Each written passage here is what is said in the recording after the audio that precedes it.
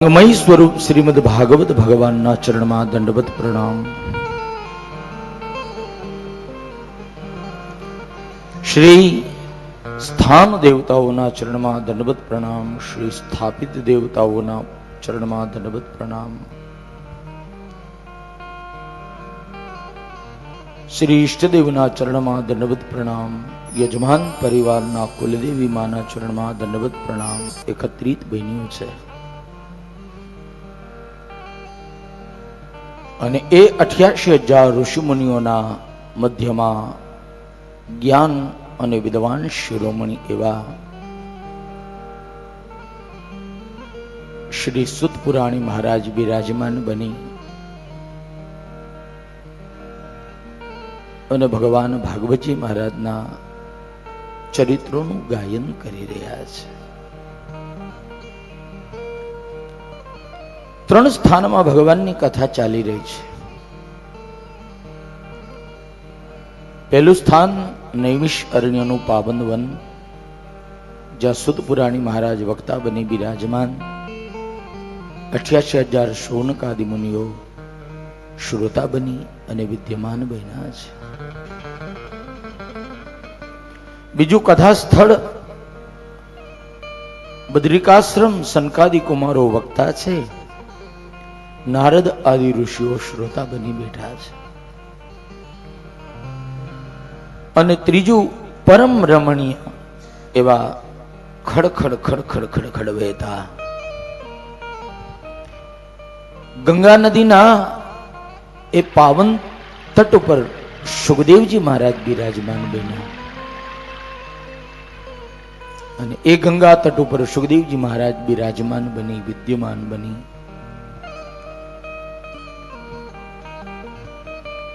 અનશન વ્રત લઈ રાજ સત્તા સંપત્તિ પરિવાર પુત્ર પત્ની બધાને છોડી ગંગાના તટ ઉપર પરીક્ષિત મહારાજ આવી અને ભગવાનની કથા સાંભળવા માટે બેઠા, જેને 7 દિવસનું આયુષ્ય મળેલું છે।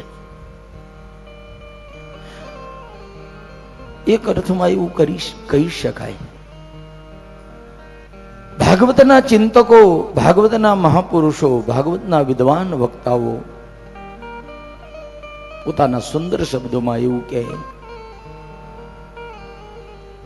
કે આ ભાગવત તમને ને મને ઘણું જ્ઞાન આપી જાય છે। પરીક્ષિત મહારાજને 7મા દિવસે તક્ષક નામનો નાગ કરડશે, સર્પ દંશથી પરીક્ષિતનું મૃત્યુ થશે। એ આજથી 7મા દિવસે પરીક્ષિત મહારાજનું મૃત્યુ થાય એવો શૃંગીનો શ્રાપ લાગ્યો। એ વાત ઉપર વિદ્વાનો એવું કે પરીક્ષિત રાજાને એકને શ્રાપ નથી લાગ્યો, આપણને બધાને લાગ્યો છે। મનુષ્ય માત્રને આ શ્રાપ લાગેલો છે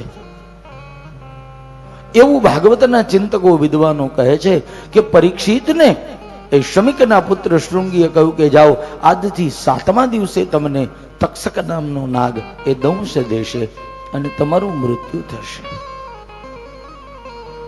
યાની 7મા દિવસે પછી તક્ષક નાગ કે જે કાંઈ કહે તે, પણ મૃત્યુનું પ્રમાણ આપ્યું કે 7મા દિવસે, સપ્તમ દિને 7મા દિવસે મૃત્યુ થશે।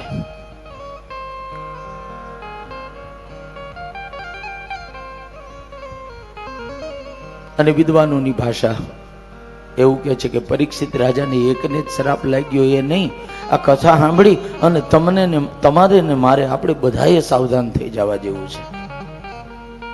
કેમ તો કે આપણા બધાનું 7મા દિવસે જ મૃત્યુ છે। આજથી 7મા દિવસે આપણે બધાને મરવાનું છે। આવી વાત કેમ તો ઘણા ન ગમે કે લે હજી તો લગ્ન કરવાના બાકી।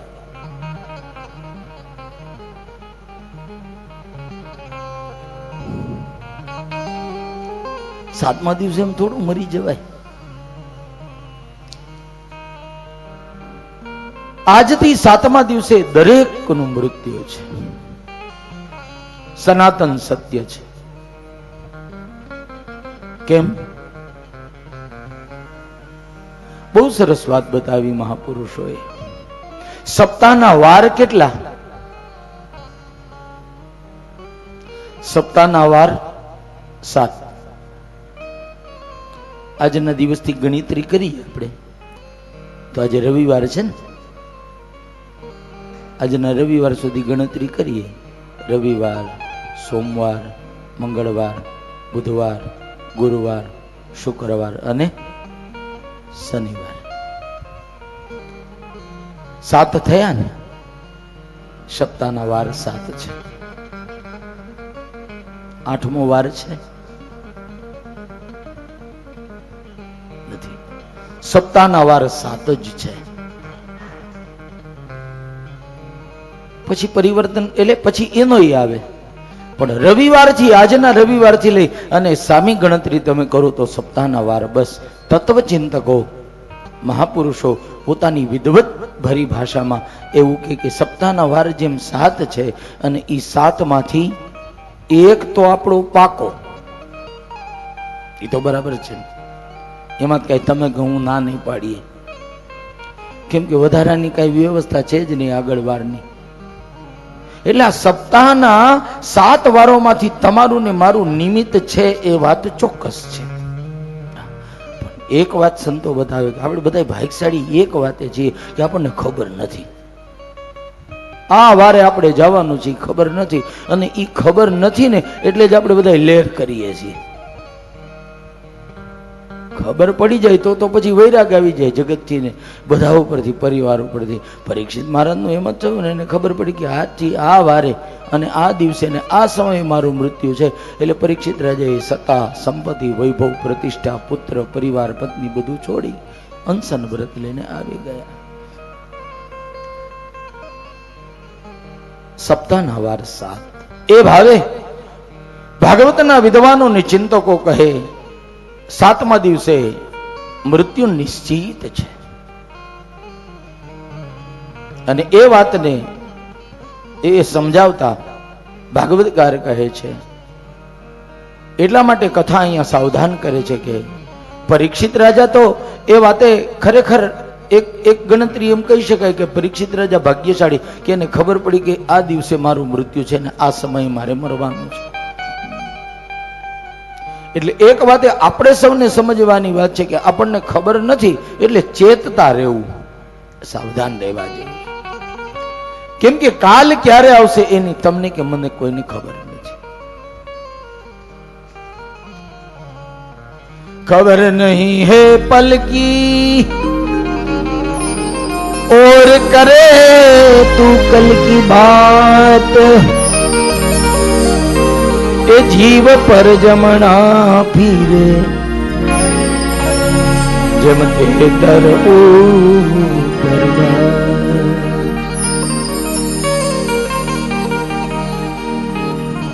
ક્યારે મૃત્યુ આવી જશે નજીક એની ખબર નહીં પડે, એટલે ભાગવતકાર કહે છે 7 દિવસનું આયુષ્ય પરીક્ષિત રાજાને પ્રાપ્ત થયું. અનશન વ્રત લઈ ગંગા તટ ઉપર બેઠા અને સુખદેવજી મહારાજે ભગવત ચરિત્રો ગાયા.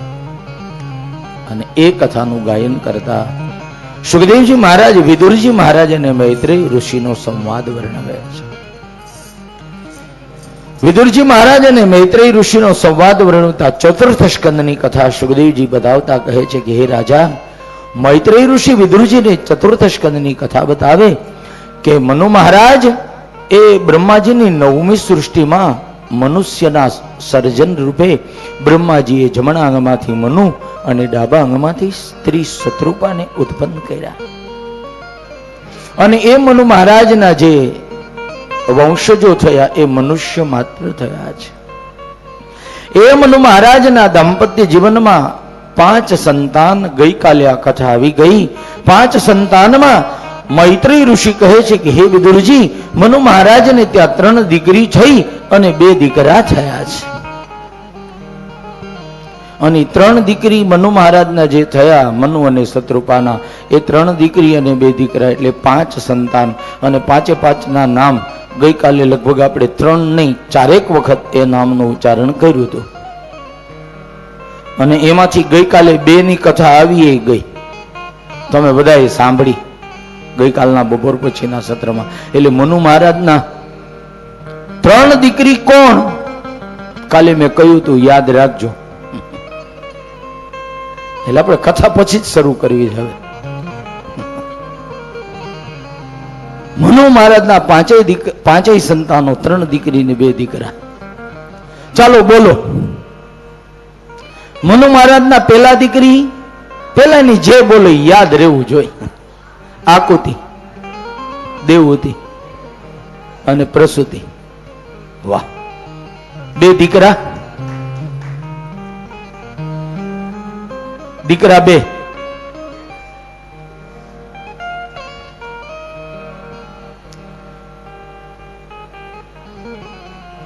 મનુ મહારાજના 2 દીકરા કોણ? હમણાં કથા આવશે. ના, ઈ તો દેવહૂતિના દીકરા થયા, કપિલ ભગવાન. હાલો હાલો, મનુ મહારાજના દીકરા કોણ? બોલો. આટલા બધા?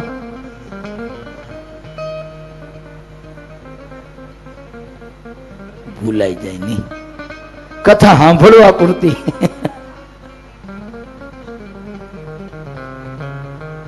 ના ના, એમ કઈ પછી બધું થોડું યાદ રહ્યો તો તમે તરત કહો તો અમે નો કથા વાંચવા માંડીએ. કઈ વાંધો નહીં, આખી કથા યાદ ન રહે, થોડું યાદ રહે ને તોય કલ્યાણ છે. મનુ મહારાજના 3 દીકરી આકુતિ, દેવહૂતિ અને પ્રસૂતિ, 2 દીકરા પ્રિયવ્રત અને ઉતાનપાદ. હમણાં ધ્રુજીની કથા આવશે ને, એ ધ્રુજી કોના દીકરા? ઉતાનપાદના દીકરા.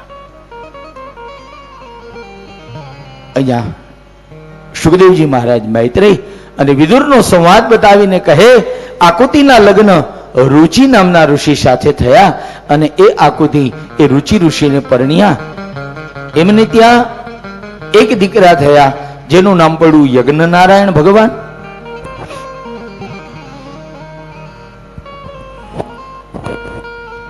મનુ મહારાજના બીજા નંબરના દીકરી દેવહૂતિ એ કરદમ નામના ઋષિને પરણ્યા. એમને ત્યાં કપિલદેવજી રૂપે ભગવાનનો અવતાર થયો. કપિલદેવ ભગવાનનો જ્ઞાન અવતાર. ગઈકાલે આવી આ કથા.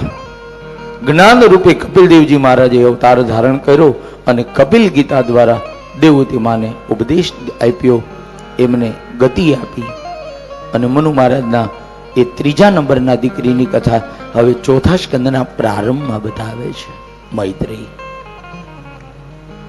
મનુ મહારાજના 3જા નંબરના દીકરીનું નામ હતું પ્રસૂતિ. અને પ્રસૂતિનું ચરિત્ર વર્ણવતા મૈત્રેય કહે છે કે હે વિદુર, પ્રસૂતિ ધીરે ધીરે મોટા થયા. મનુ મહારાજે પોતાની આ 3જા નંબરની દીકરી બ્રહ્માના 10 માનસ પુત્રો માના 9મા દીકરા, જેનું નામ હતું દક્ષ મહારાજ. બ્રહ્માના મનથી પ્રગટ થયેલા, જેનું નામ હતું દક્ષ. અને એ દક્ષની સાથે મનુ મહારાજે પ્રસૂતિ નામની દીકરી પરણાવ્યા. આ કથા દેવી ભાગવતમાં આવે છે ને શિવ પુરાણમાં આવે છે. પ્રસૂતિ નામના દીકરી એ દક્ષ પ્રજાપતિને પરણ્યા અને સમય વીતતા દાંપત્ય જીવન વીતવા લાગ્યું. મૈત્રેય ઋષિ કહે કે વિદુર, એ મનુ મહારાજ એમની પુત્રી પ્રસૂતિ દક્ષ મહારાજને પરણ્યા. અને દક્ષનો અર્થ ભાગવતકાર બતાવે કુશાગ્ર બુદ્ધિ, કુશળ બુદ્ધિ, ચતુર અને હોશિયાર. દરેક કાર્યક્ષેત્રમાં જેની ચતુરતા હોય, હોશિયારી હોય, એના માટે એને બિરુદ આપવામાં આવે કે આ દક્ષ વ્યક્તિ છે. દક્ષ એટલે ચતુર, બહુ જ હોશિયાર. બ્રહ્માના 9મા માનસ પુત્ર દક્ષ મહારાજ. અને એની ચતુરાઈ, એની હોશિયારી, એનું જ્ઞાન અને એની વિદ્વતાના પ્રભાવે ભાગવતકાર કહે દક્ષ મહારાજને સ્વર્ગના અધિપતિ બનાવવામાં આવ્યા હતા. દેવતાઓના અધિપતિપણાનું પદ એ દક્ષ મહારાજને પ્રાપ્ત થયું હતું. અને એ દક્ષ મહારાજ પ્રસૂતિની સાથે દાંપત્ય જીવન ધીરે ધીરે વિતાવા લાગ્યા. અને એમના દાંપત્ય જીવનમાં ભાગવતકાર કહે 16 દીકરીઓ થઈ. દક્ષ મહારાજ અને પ્રસૂતિ દેવીને ત્યાં 16 કન્યાઓનો જન્મ થયો. દીકરા ન થયા, બધી દીકરીઓ જ થઈ. અને દીકરીઓની સંખ્યા ભાગવત બતાવે 16 પુત્રીય થઈ છે.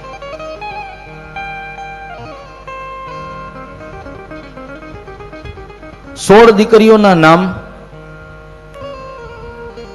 ભાગવતકાર કહે છે કે આ 16 દીકરીઓના નામ જેને યાદ રહી જાય અને કાયમ માટે આ 16 દક્ષ મહારાજ અને પ્રસૂતિની 16 દીકરીઓનું નામ દિવસમાં એક વખત લે તો એનો આખો દિવસ સારો જાય.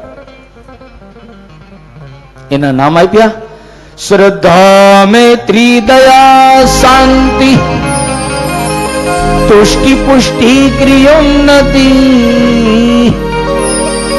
बुद्धिर्मेधा तितिक्षा श्री मूर्ति धर्मस्य पत्नय.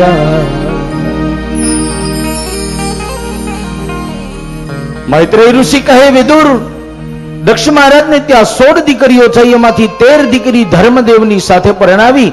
અને એ 13 દીકરી જેણે ધર્મદેવની સાથે પરણાવી એના નામ તો કે શ્રદ્ધા, મૈત્રી, દયા, શાંતિ, પુષ્ટિ, તુષ્ટિ, ક્રિયા, ઉન્નતિ, બુદ્ધિ, મેધા, તિતિક્ષા, શ્રી અને મૂર્તિ. 13 ના નામ હું બોલી ગયો. કેટલા યાદ રહ્યા?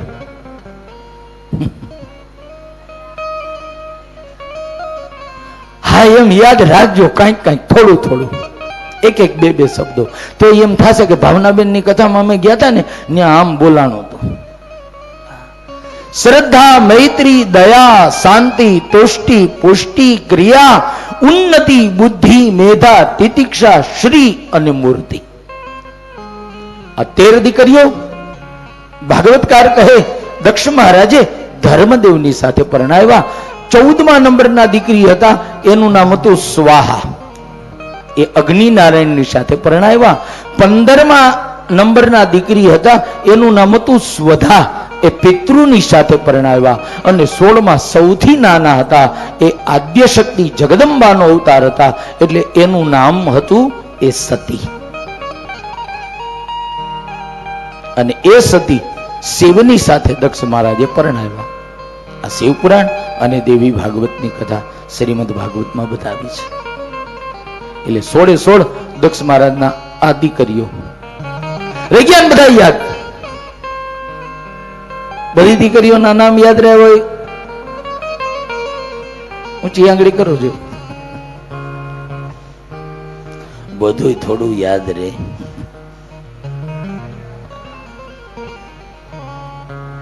શ્રદ્ધા, મૈત્રી, દયા, શાંતિ, પુષ્ટિ, તુષ્ટિ, ક્રિયા, ઉન્નતિ, બુદ્ધિ, મેધા, તિતિક્ષા, શ્રી, મૂર્તિ. પછી સ્વધા, સ્વાહા અને સતી. કાંઈ વાંધો નહીં, બહુ સારી વાત કહેવાય, બહુ સૌભાગ્યની વાત કહેવાય કે તમને આટલું તો યાદ રહે. નહીતર ઘણી વાર તો કથામાં કોઈને કાંઈ યાદ જ ન રહે. પાછા આપણે કઈક તમને તો કે કથા તો તમારે કરવાની, અમારે થોડી કરવાની હોય. તો કથા સાંભળવા આવ્યા છીએ. સાહિત્યકારો નથી હાસ્યમાં કહેતા કે સાંજે કથા પૂરી થઈ, 2 ડોશીમાં કથામાંથી ઘેરે જતા હતા તો કે ગંગામાં બોલો જમનામાં કથા ક્યાં પૂગી? તો કે કથા ક્યાં પૂગી ખબર નહોતી, પણ પ્રસાદી ક્યાં પૂગી એ ખબર હતી.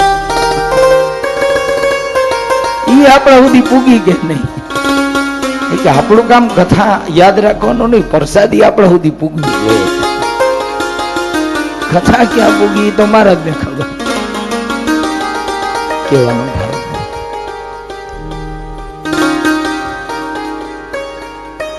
ભગવાનની કથામાં કદાચ 2-4 શબ્દો યાદ રહી જશે, કથા કલ્યાણ કરી જશે. એટલે બહુ જૂની વાત આવે, બહુ જૂનું એક દ્રષ્ટાંત છે.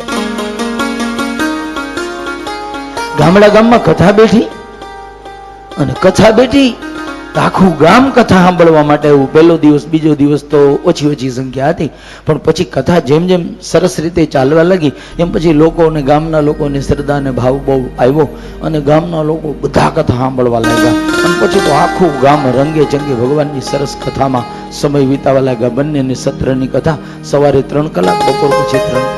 એ ત્રીજો દિવસ ને ચોથો દિવસ ને 5મો દિવસ ને આમ તમે જો છઠ્ઠા દિવસે તો કથામાં ક્યાંય મેદની ન સમાય એટલા બધા વૈષ્ણવોને ભાવિક આખું ગામ કથામાં ઉમટી પડ્યું. 6 દિવસ કથા ના થઈ ગયા અને એક દિવસ બાકી રહ્યો ને આખા ગામમાં કોઈ કથા સાંભળવામાં બાકી ન રહ્યું. એક શેઠ હતા ને વેપારી, એ બાકી રહ્યા. અને શેઠ ને વેપારમાં એટલું બધું મન લાગે કથામાં આવે નહીં. પછી તો ગામના આગેવાનોએ નક્કી કર્યું કે હવે તો કાલે કથાની પૂર્ણાહુતિ છે. કાલે કથાની પૂર્ણાહુતિ છે કે આખા ગામના તમામ માણસો કથા સાંભળવા આવી ગયા. એક શેઠ કે આપણા ગામના નગર શેઠ છે, બહુ શ્રીમંત છે, અને એ શેઠ એ નથી આવ્યા કથામાં. એટલે પછી ગામના આગેવાનો છઠ્ઠે દિવસે કથા પૂરી થઈ શેઠને કે મારા હે શેઠ કે આ 6 દિવસથી કથા હાલે છે, આવી સરસ મજાની કથા આખું ગામ આવ્યું, તમે એકલા બાકી. શેઠ કે નવરો જ નથી થતો કામ ધંધામાંથી, ક્યાં કથા આમાં સાંભળી? ના ના, કાલે તો હાજરી આપવી જ પડશે. શેઠ કે નથી ટાઈમ. પછી ગામના આગેવાનોએ કહ્યું કે એક કામ કરો શેઠ, તમે આવો કથામાં, આવી અને તમે જાજી કથા ન સાંભળો કાંઈ નહીં, 3 કલાક ન બેસો તો કાંઈ નહીં. 6 કલાકની આમ તો હોય, 3 સવારે અને 3 કલાક સાંજે. એ 6 કલાકની કથામાં તમે ન આવો, 3 કલાકની કથામાં ન આવો, પણ તમે કથામાં આવીને 2-4 શબ્દો સાંભળો, 4 શબ્દો સાંભળી જાવ ને તોય અમને એમ થાય કે શેઠ અમારું માન તો રાખ્યું. આવું ગામના લોકોએ જરાક વિવેક કર્યો. એટલે શેઠ કે ઠીક, તો કાલે પૂર્ણાહુતિ છે તો આવી આવો કથા. બહુ આગ્રહ કર્યો ને પેલા તો ના પાડી, અને પછી તો ગામના પરાયણે આગ્રહ કર્યો ને શેઠ આવ્યા પૂર્ણાહુતિ દિવસે. મૂળ તો આમ ચતુર્બુદ્ધિ ને એટલે કે 4 શબ્દો સાંભળવાના છે. આમંત્રણ દેવા આવ્યા તો એ કહી ગયા કે આખો દી ન રખો તો કઈ નહીં, 4 શબ્દો કથાના સાંભળજો. અને શેઠ કથામાં આવ્યા ત્યાં તો અમુક રાજી થઈ ગયા કે આ શેઠ કોઈ દી આ 35 વર્ષમાં કોઈ દી કથા મંડપમાં આવ્યા નથી, આ શેઠ પહેલી વાર કથા સાંભળવા આવ્યા. એટલે ગામ લોકો છે ને રાજી થઈ ગયા, એમાં આયોજક રાજી થયા. એ કે શેઠ આવ્યા આપણા આમંત્રણનું માન રાખ્યું. અને શેઠને ઓલી વાત યાદ રહી ગઈ, 4 શબ્દો યાદ રાખવાના. એ કે આવ્યા, એટલે શેઠે યાદ રાખી લીધું, આવ્યા.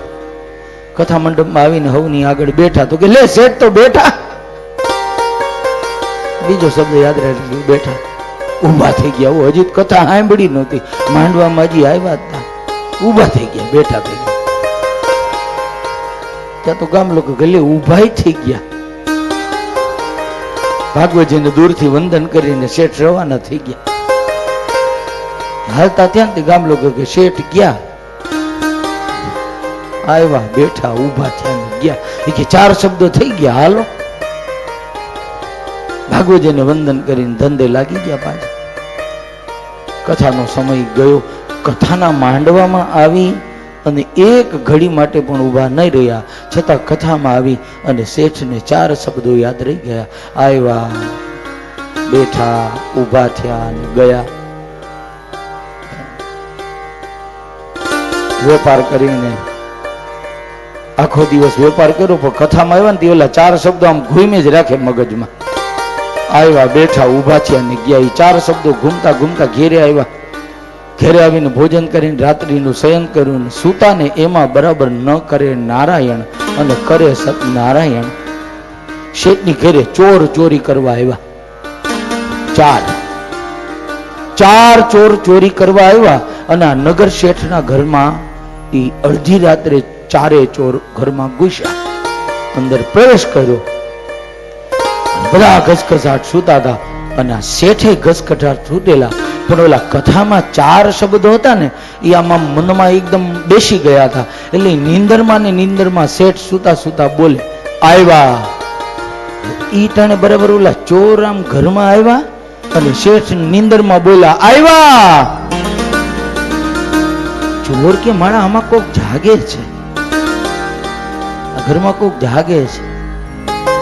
ચોર લોકો ઘરમાં આવીને આમ જ્યાં જ્યાં જગ્યા મળી ત્યાં સંતાઈ ગયા અને બેસી ગયા.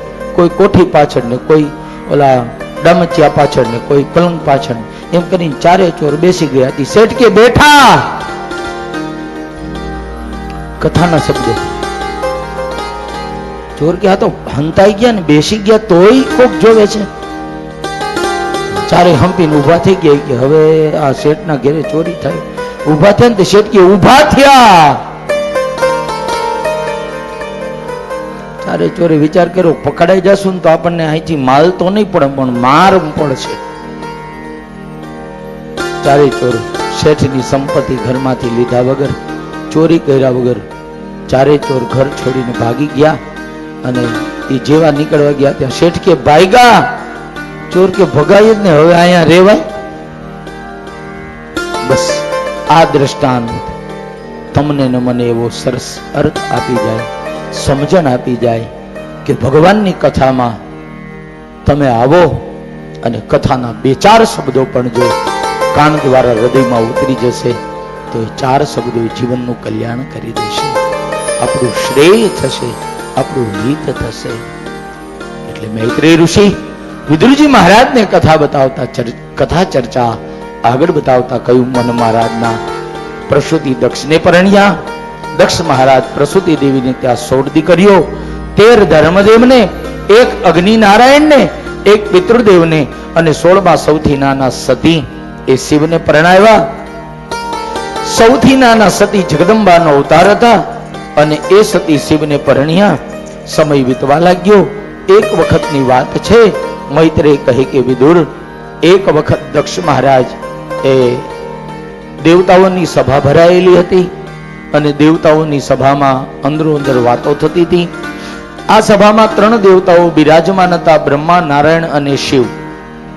એ સિવાય ઘણા જ દેવતાઓ, ઋષિઓ, મુનિઓ, કિન્નર, ચારણ, ગંધર્વ આદિ ઘણા લોકો એ સભામાં બેઠા હતા અને બધા વાતો કરતા હતા. એ વખતે જેને દેવતાઓનું અધિપતિપણું પ્રાપ્ત થયું છે,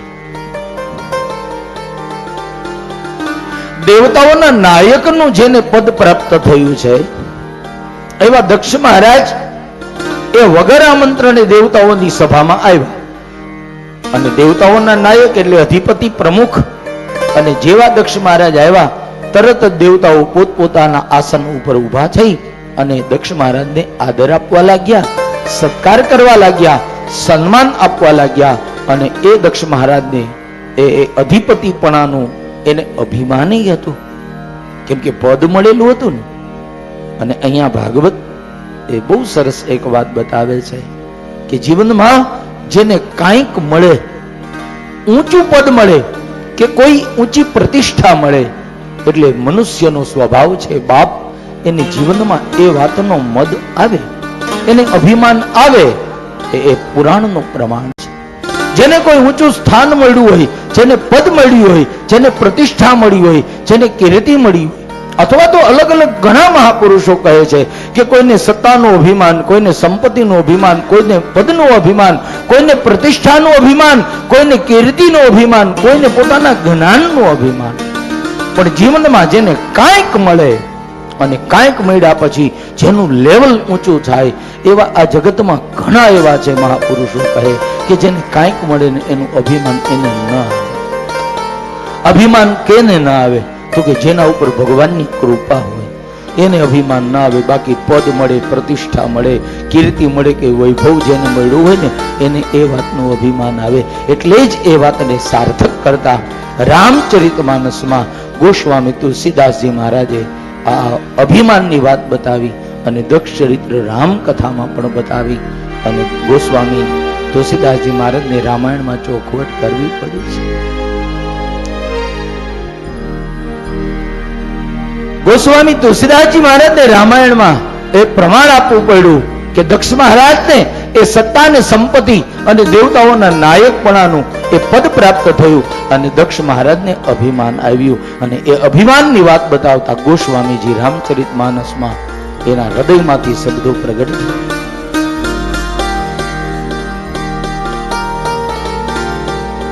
નહીં આસ જનમાં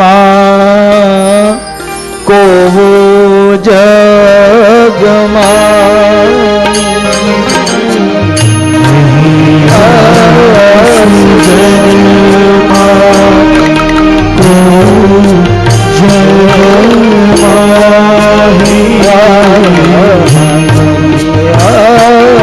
આસ જનમાં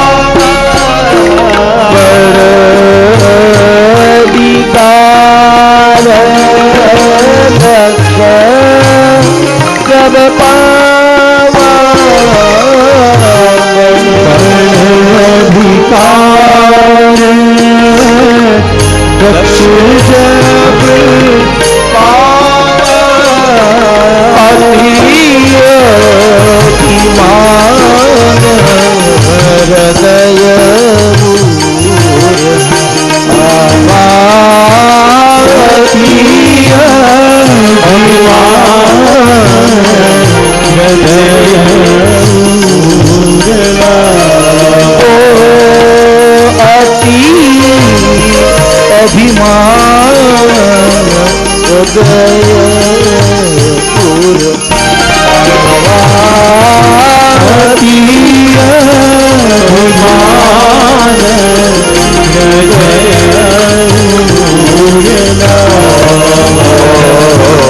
નહીં હશ જન માતો જગમાહી નહીં હશ જગમાહી પ્રભુતા જાહી મત નાહી પ્રભુતા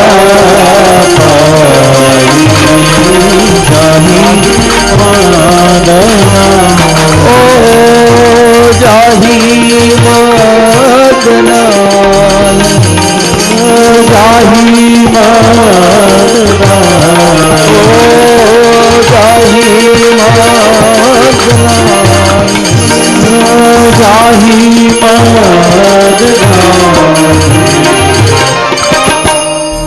બડ અધિકાર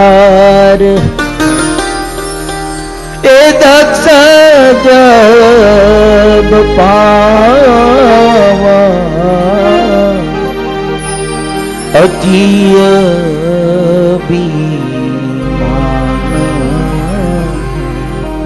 એ હૃદય ઉરા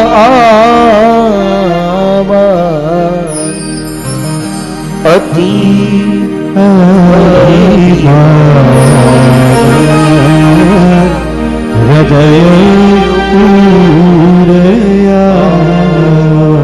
મૈત્રી ઋષિએ કહ્યું કે વિદુર દક્ષ મહારાજને દેવતાઓના નાયકનું પદ મળેલું અને દેવતાઓના નાયક હોય દક્ષ મહારાજ આવ્યા અને આવતાની સાથે બધા જ દેવતાઓ પોતપોતાના આસને ઊભા થઈ આદર કરવા લાગ્યા, સત્કાર કરવા લાગ્યા કે દક્ષ મહારાજ તો આપણા પ્રધાન છે એટલે દેવતાઓએ કહ્યું એને આવકારો આપવો જોઈએ, નહીંતર એને ખોટું લાગી જાય. અને એ અભિમાન થઈ એ મદ લઈને દક્ષ મહારાજ આવે, બધા દેવતાઓ ઊભા થયા છે, આસને આદર આપી આવકાર આપી દક્ષનું સન્માન કરે. પણ ભાગવતકાર કહે 3 જણા ઊભા ન થયા. આખી સભામાં બધા ઊભા થયા, 3 જણા બેસી રહ્યા. અને 3 જણા કોણ બેસી રહ્યા? તો કે પેલા બ્રહ્મા, બીજા નારાયણ અને ત્રીજા શિવ. આ 3 બેસી રહ્યા, બાકી બધા ઊભા. 3 બેસી રહ્યા ના બધા ઊભા થયા તો દક્ષે રાજી થવું જોઈએ. ભાગવત કે છે કે દક્ષ મહારાજને આ દ્રશ્ય જોઈને રાજી થવું જોઈએ. આટલા બધા મને સન્માન આપે છે, આટલા બધા મને આદર આપે નહીં. અહીંયા અભિમાન દક્ષ મહારાજનું આડું આવ્યું અને એ અભિમાન સત્તાનું અભિમાન હતું. અને સત્તાનું અભિમાન આવતા ભાગવતકાર કહે દક્ષ મહારાજે કહ્યું કે આ 3 કેમ બેસી રહ્યા? એને ઊભા ન થવાય? હું દેવતાઓનો નાયક છું, પ્રધાન છું. 3 ને બેઠેલા જોયા, નજર કરી બ્રહ્માને બેઠેલા જોયા. બ્રહ્માને જોઈને દક્ષે વિચાર કર્યો કે બ્રહ્મા તો મારા બાપ છે. દક્ષ મહારાજને વિચાર આવ્યો કે અરે બ્રહ્માજી તો મારા બાપુજી કહેવાય, એટલે હું આવું ને તો એ ઊભા ન થાય, કેમ કે તો મારા બાપ છે. અને દીકરો આવે તો થોડા બાપા ઊભા થાય, બાપુજી આવે તો દીકરાએ ઊભા થઈને આદર આપવો જોઈએ. એ વિવેક છે. એટલે બ્રહ્માને જોઈ બ્રહ્મા કે કાંઈ વાંધો નહીં. દક્ષ મહારાજે કહ્યું કે બ્રહ્મા મારા પિતા છે અને અમે જગત પિતા છે, ઊભા ન થાય તો હાલે. નારાયણ ને બેઠેલા જોયા, વળી વિચાર કર્યો નારાયણ કોણ? તો કે બ્રહ્માના પિતા. એટલે દક્ષ મહારાજે કહ્યું કે નારાયણ તો મારા દાદા કહેવાય, બાપુજી ના બાપુજી, ઊભા ન થાય તો હાલે. એટલે વાત વાળી દીધી, મન વાળી લીધું. હવે ત્રીજા બેઠેલા શિવને જોયા અને ભાગવતકાર કે બસ શિવને જોયા પછી દક્ષ મહારાજ વિચાર કરે શિવ કેમ ઊભા ન થયા? દક્ષ મહારાજ યાદ કરવા લાગ્યા કે શિવ સંબંધના નાતે મારા જમાઈ થાય, જમાઈ.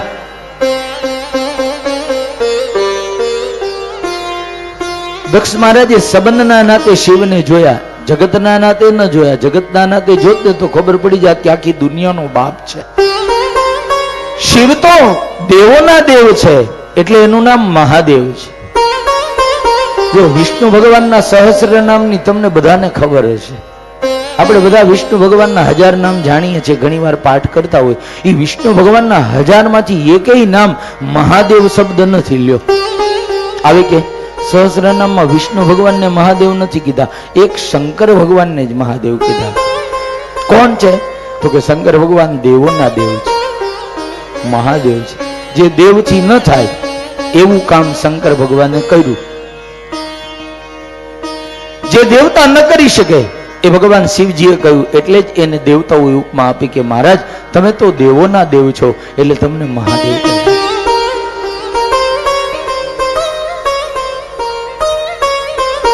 એક મહાદેવ અને બીજું ભોળાનાથ. આ બે શબ્દ જ શિવજી માટે વપરાય છે, ઇતર દેવતાઓ માટે ભોળાનાથ નથી. ભગવાન શિવ ઉભા ન થયા, જગત પિતા છે. સંબંધના નાતે દક્ષ મહારાજે કહ્યું મારા જમાઈ કહેવાય, અને એ જ વાતે દક્ષ મહારાજને ખોટું લાગ્યું કે આ શિવ મારા જમાઈ છે અને જમાઈના નાતે હું એના સસરા. ગમે એમ તો દક્ષ મહારાજે કહ્યું એનો બાપ કહેવાય ને.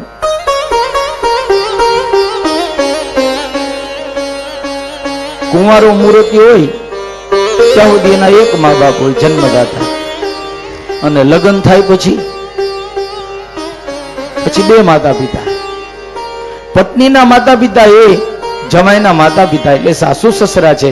એનું સન્માન કેટલું? તો કે માતા પિતા જેટલું છે. અને એટલે તો અંગ્રેજીમાં કઈક એમ કહેવાય ને કે ફાધર ઇન લો. હારાને હું કે ઓળખાણ આપે એટલે બહુ જાજુ ભણેલો કે આ કોણ? તો કે ફાધર ઇન લો. બરાબર ને? આપણે કઈ બહુ જાજુ ભણેલા નથી. સાહેબ ને એટલો બધો પ્રેમ હતો, 3 વર્ષ સુધી મને એસીસી માં જ રાખ્યો.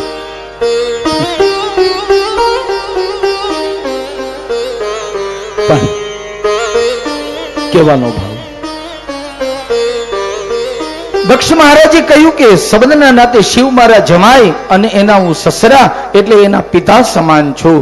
અને હું આવું તો એ મારા જમાઈનો અધિકાર છે, એ મારા જમાઈનો વિવેક હોવો જોઈએ.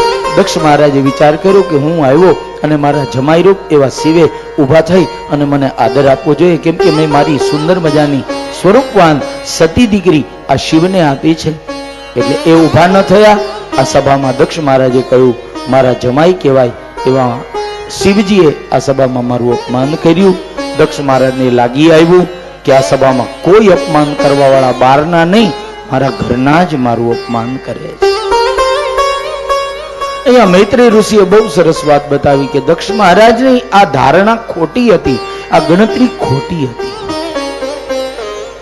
શિવજી મહારાજ કેમ ઉભા ન થયા? હવે ભાગવતમાં પ્રમાણ આપ્યું. સુખદેવજી કહે કે હે રાજા, શિવજી ઉભા ન થયા એનું એક જ કારણ હતું કે શિવજી મહારાજની આંખો બંધ હતી અને આંખ બંધ કરીને શિવજી ભગવાનનું ધ્યાન કરતા હતા. નારાયણ નારાયણ નામનો જપ શંકર ભગવાન શિવજી મહારાજ કરી રહ્યા હતા અને ભગવાન ભોળાનાથ ઉભા ન થયા. એની પાછળનું કારણ આ જ બતાવ્યું. એને ખબર એ નહોતી બાહ્ય દર્શન કરવા વાળા શિવજી.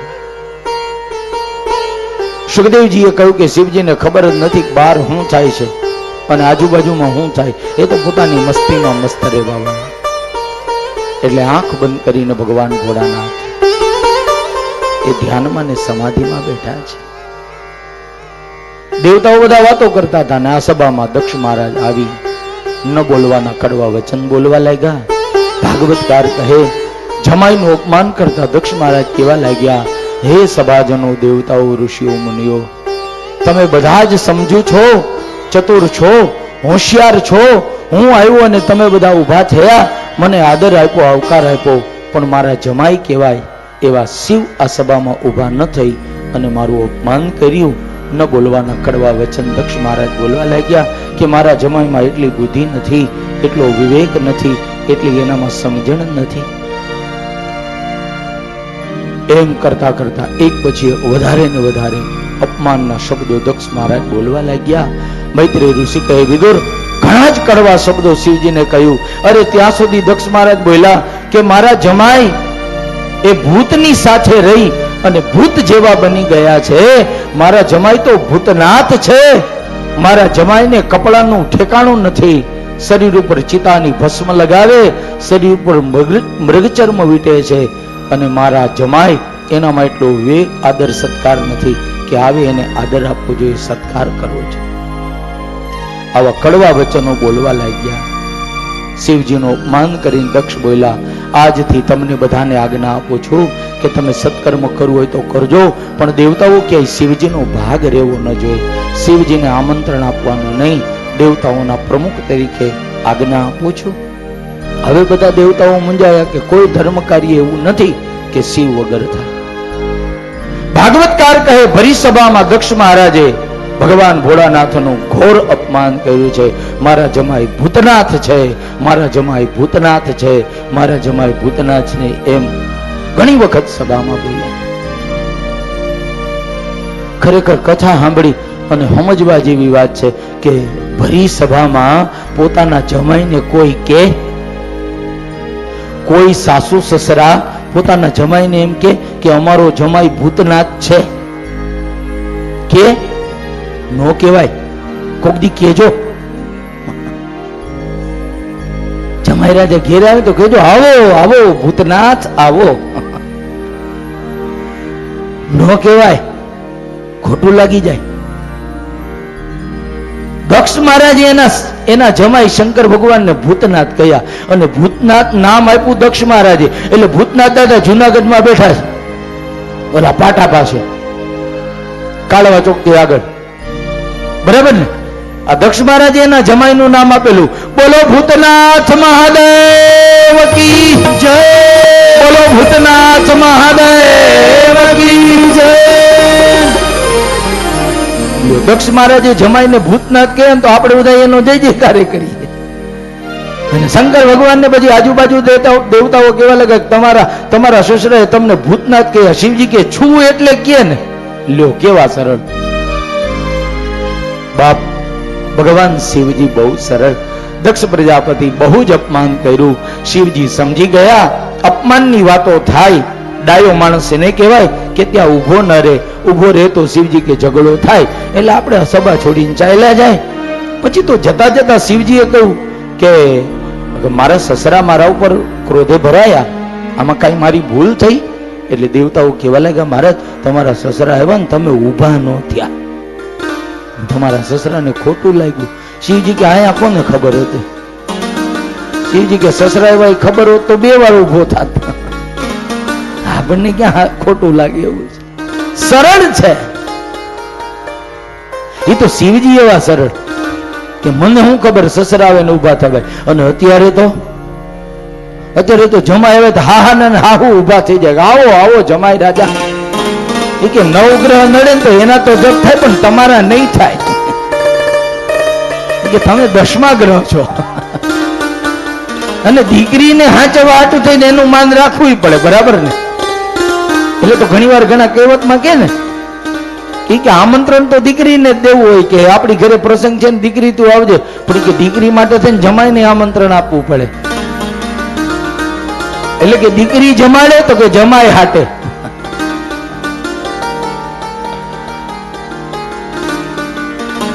જમાઈનું માન રાખવું જ પડે અને ન રાખીએ તો ન હાલે. જમાઈનું વર્ચસ્વ બીજે ક્યાંય હોય કે ન હોય, પણ એના સાસરામાં તો હોય જ. અને ખરેખર જો લગભગ દરેક જગ્યાએ જમાઈને હાચવે એવા ને ઘણા તો એવા ભાવી હોય. એ કે કોણ આવ્યું? તો કે અમારા જમાઈ રાજા આવ્યા. બોલો જમાઈનું કેવડું વર્ચસ્વ. એ કે જમાઈ રાજા આવ્યા, એને રાજાનું બિરુદ આપે. પછી જમાઈ રાજા ભલે પંખા વગરની સાયકલ નાખતા હોય, બ્રેક ન લાગતી હોય, તો કે કોણ હે? તો કે અમારા જમાઈ રાજા. ભાઈ હારામાં તો એ રાજા જ હોય. પણ કેવાનો ભાવ. ભગવાન શિવજી બહુ જ સરળ. દક્ષ મહારાજે અપમાન કર્યું છતાં લેશ માત્ર શિવજી મહારાજને અભિમાન ના આવ્યું અને દુઃખ પણ ન લાગ્યું. શિવજી તરત સભા છોડીને મૈત્રેય કહે, વિદુર વિદાય થયા અને શિવજી મહારાજ જેવા વિદાય થયા. અને એ વખતે જતા જતા શિવગણોએ દક્ષ મહારાજને શ્રાપ આપ્યો. એનાથી શિવજીના અપમાનના શબ્દો ન સહન થયા. એટલે શિવગણોએ શ્રાપ આપ્યો કે જાઓ, તમે જે મુખે શિવને કડવા વચન કહ્યા એ તમારું ધડથી માથું જુદું થાય, અમારો શ્રાપ. એમ કહી શિવગણો સાથે શિવજી કૈલાશ. દક્ષ મહારાજ પોતાના રાજ્યમાં ગયા, પોતાના લોકમાં ગયા. અને મૈત્રેય ઋષિએ કહ્યું, હે વિદુર, ભગવાન ભોળાનાથ પોતાના કૈલાશ જઈ અને સમય વિતાવા લાગ્યા, કથા ગાવા લાગ્યા. આ બાજુ પાર્વતીજીને સતીને શિવજી કથા સંભળાવે અને બીજી તરફ દક્ષ પ્રજાપતિએ દેવતાઓને ના પાડી હતી, તમે યજ્ઞ યાગાદિ કરજો પણ ક્યાંય શિવને આમંત્રણ આપતા નહીં. અને એ વખતે ધર્મ કાર્ય યજ્ઞ સત્કર્મ બંધ થયું. અને એ વખતે દક્ષ મહારાજે વિચાર કર્યો, મારા જમાઈનું અપમાન કરવા માટે કોઈ યજ્ઞ કરે કે ન કરે, હું જ યજ્ઞ કરું અને મારા જમાઈ શિવજીને આમંત્રણ ન આપું અને જગતને બતાવી દઉં કે શંકર ભગવાન વગર પણ યજ્ઞ થાય. અને એ દક્ષ મહારાજે હરિદ્વારમાં આવેલું કનખલ ગયા હશે ને ખબર હશે, અને ગયા હશે ને તરત એને આ કથા સાંભળીને યાદ આવશે કે આપણે ગયા હતા હરિદ્વારમાં હરકી પેઢીથી બાજુના ક્ષેત્રમાં આવેલું 3 કે 4 કિલોમીટરના અંતરે આવેલું કનખલ. ભાગવત કહે છે દક્ષ મહારાજે હરિદ્વારમાં ગંગા નદીના કિનારે આવેલું કનખલ નામનું ક્ષેત્ર, અને કનખલ નામના ક્ષેત્રમાં દક્ષ મહારાજે મોટા યજ્ઞનું આયોજન કર્યું. અને એ યજ્ઞનું આયોજન ભાગવતકાર બતાવતા કહે યજ્ઞનું નામ હતું બૃહસ્પતિ સબ નામનો યજ્ઞ. અને એ બૃહસ્પતિ સબ નામના યજ્ઞમાં દક્ષ મહારાજ આમંત્રણ બધાને આપે. અને મૈત્રેય ઋષિ એ શિવ ચરિત્રનો પ્રારંભ કરતા બોલ્યા જ, પુરા વિશ્વ સૃજામ સત્રે સમેતઃ પરમર્ષય તથા મરગણા સર્વે સાનુગામુનયોગ્નય સાનુગામુનયોગ્નય બૃહસ્પતિ સવમ નામ સમારભે કૃતોત્તમં તસ્મિન બ્રહ્મર્ષય સર્વે દેવર્ષિ પિતૃદેવતા. મૈત્રેય કહી વિદુર દક્ષ મહારાજે હરિદ્વારમાં કનખલમાં બૃહસ્પતિ સબ નામના યજ્ઞનું આયોજન કર્યું. અને એ યજ્ઞમાં દેવતાઓ, ઋષિઓ, મુનિઓ, કિન્નર, ચારણ, ગંધર્વ, નાગ લોકો આદિ બધાને આમંત્રણ આપ્યું. આ યજ્ઞમાં દક્ષ મહારાજે 2 ને આમંત્રણ આપ્યું, એક શિવ અને બીજા સતી. એ 2 ને આમંત્રણ ના આપ્યું, બધાને આમંત્રણ આપ્યું. અને યજ્ઞનું આયોજન જોરશોરમાં થવા લાગ્યું. બધા યજ્ઞમાં આવવા લાગ્યા. મૈત્રેય ઋષિએ કહ્યું, યજ્ઞમાં દેવતાઓ, ઋષિઓ, મુનિઓ, કિન્નર, ચારણ, ગંધર્વ આદિ એકદમ મોટી સંખ્યામાં બધા આવવા લાગ્યા. અને બધા જ આ યજ્ઞમાં મોટી સંખ્યામાં હાજરી આપવા લાગ્યા. અને એ વખતે દક્ષ મહારાજે માણસોને બોલાવીને કહ્યું હતું, જે આવે એ બધાને આવકારો આપવાનો, આદર આપવાનો, સત્કાર કરવાનો, એવી આમંત્રણ આપી. અને દક્ષ મહારાજે બધાને એ પોતાના માણસોને આજ્ઞા આપી હતી. અને આજ્ઞા આપી અને દક્ષ મહારાજ એ સુંદર રીતે યજ્ઞનું આયોજન કરે. અને યજ્ઞના આયોજનમાં તૈયારી કરતા કરતા નિમંત્રિત દેવતાઓ બધા આવવા લાગ્યા. અને આ યજ્ઞમાં દક્ષે પોતાના માણસોને કહ્યું કે આ યજ્ઞમાં શિવ કે સતી આ 2 માંથી કોઈ આવે ને એને કોઈ આવકારો નહીં આપવાનો. અને જેને આમંત્રણ મળ્યું એ તો સાજ શણગાર સજી સજી અને આવવા લાગ્યા હરિદ્વારમાં.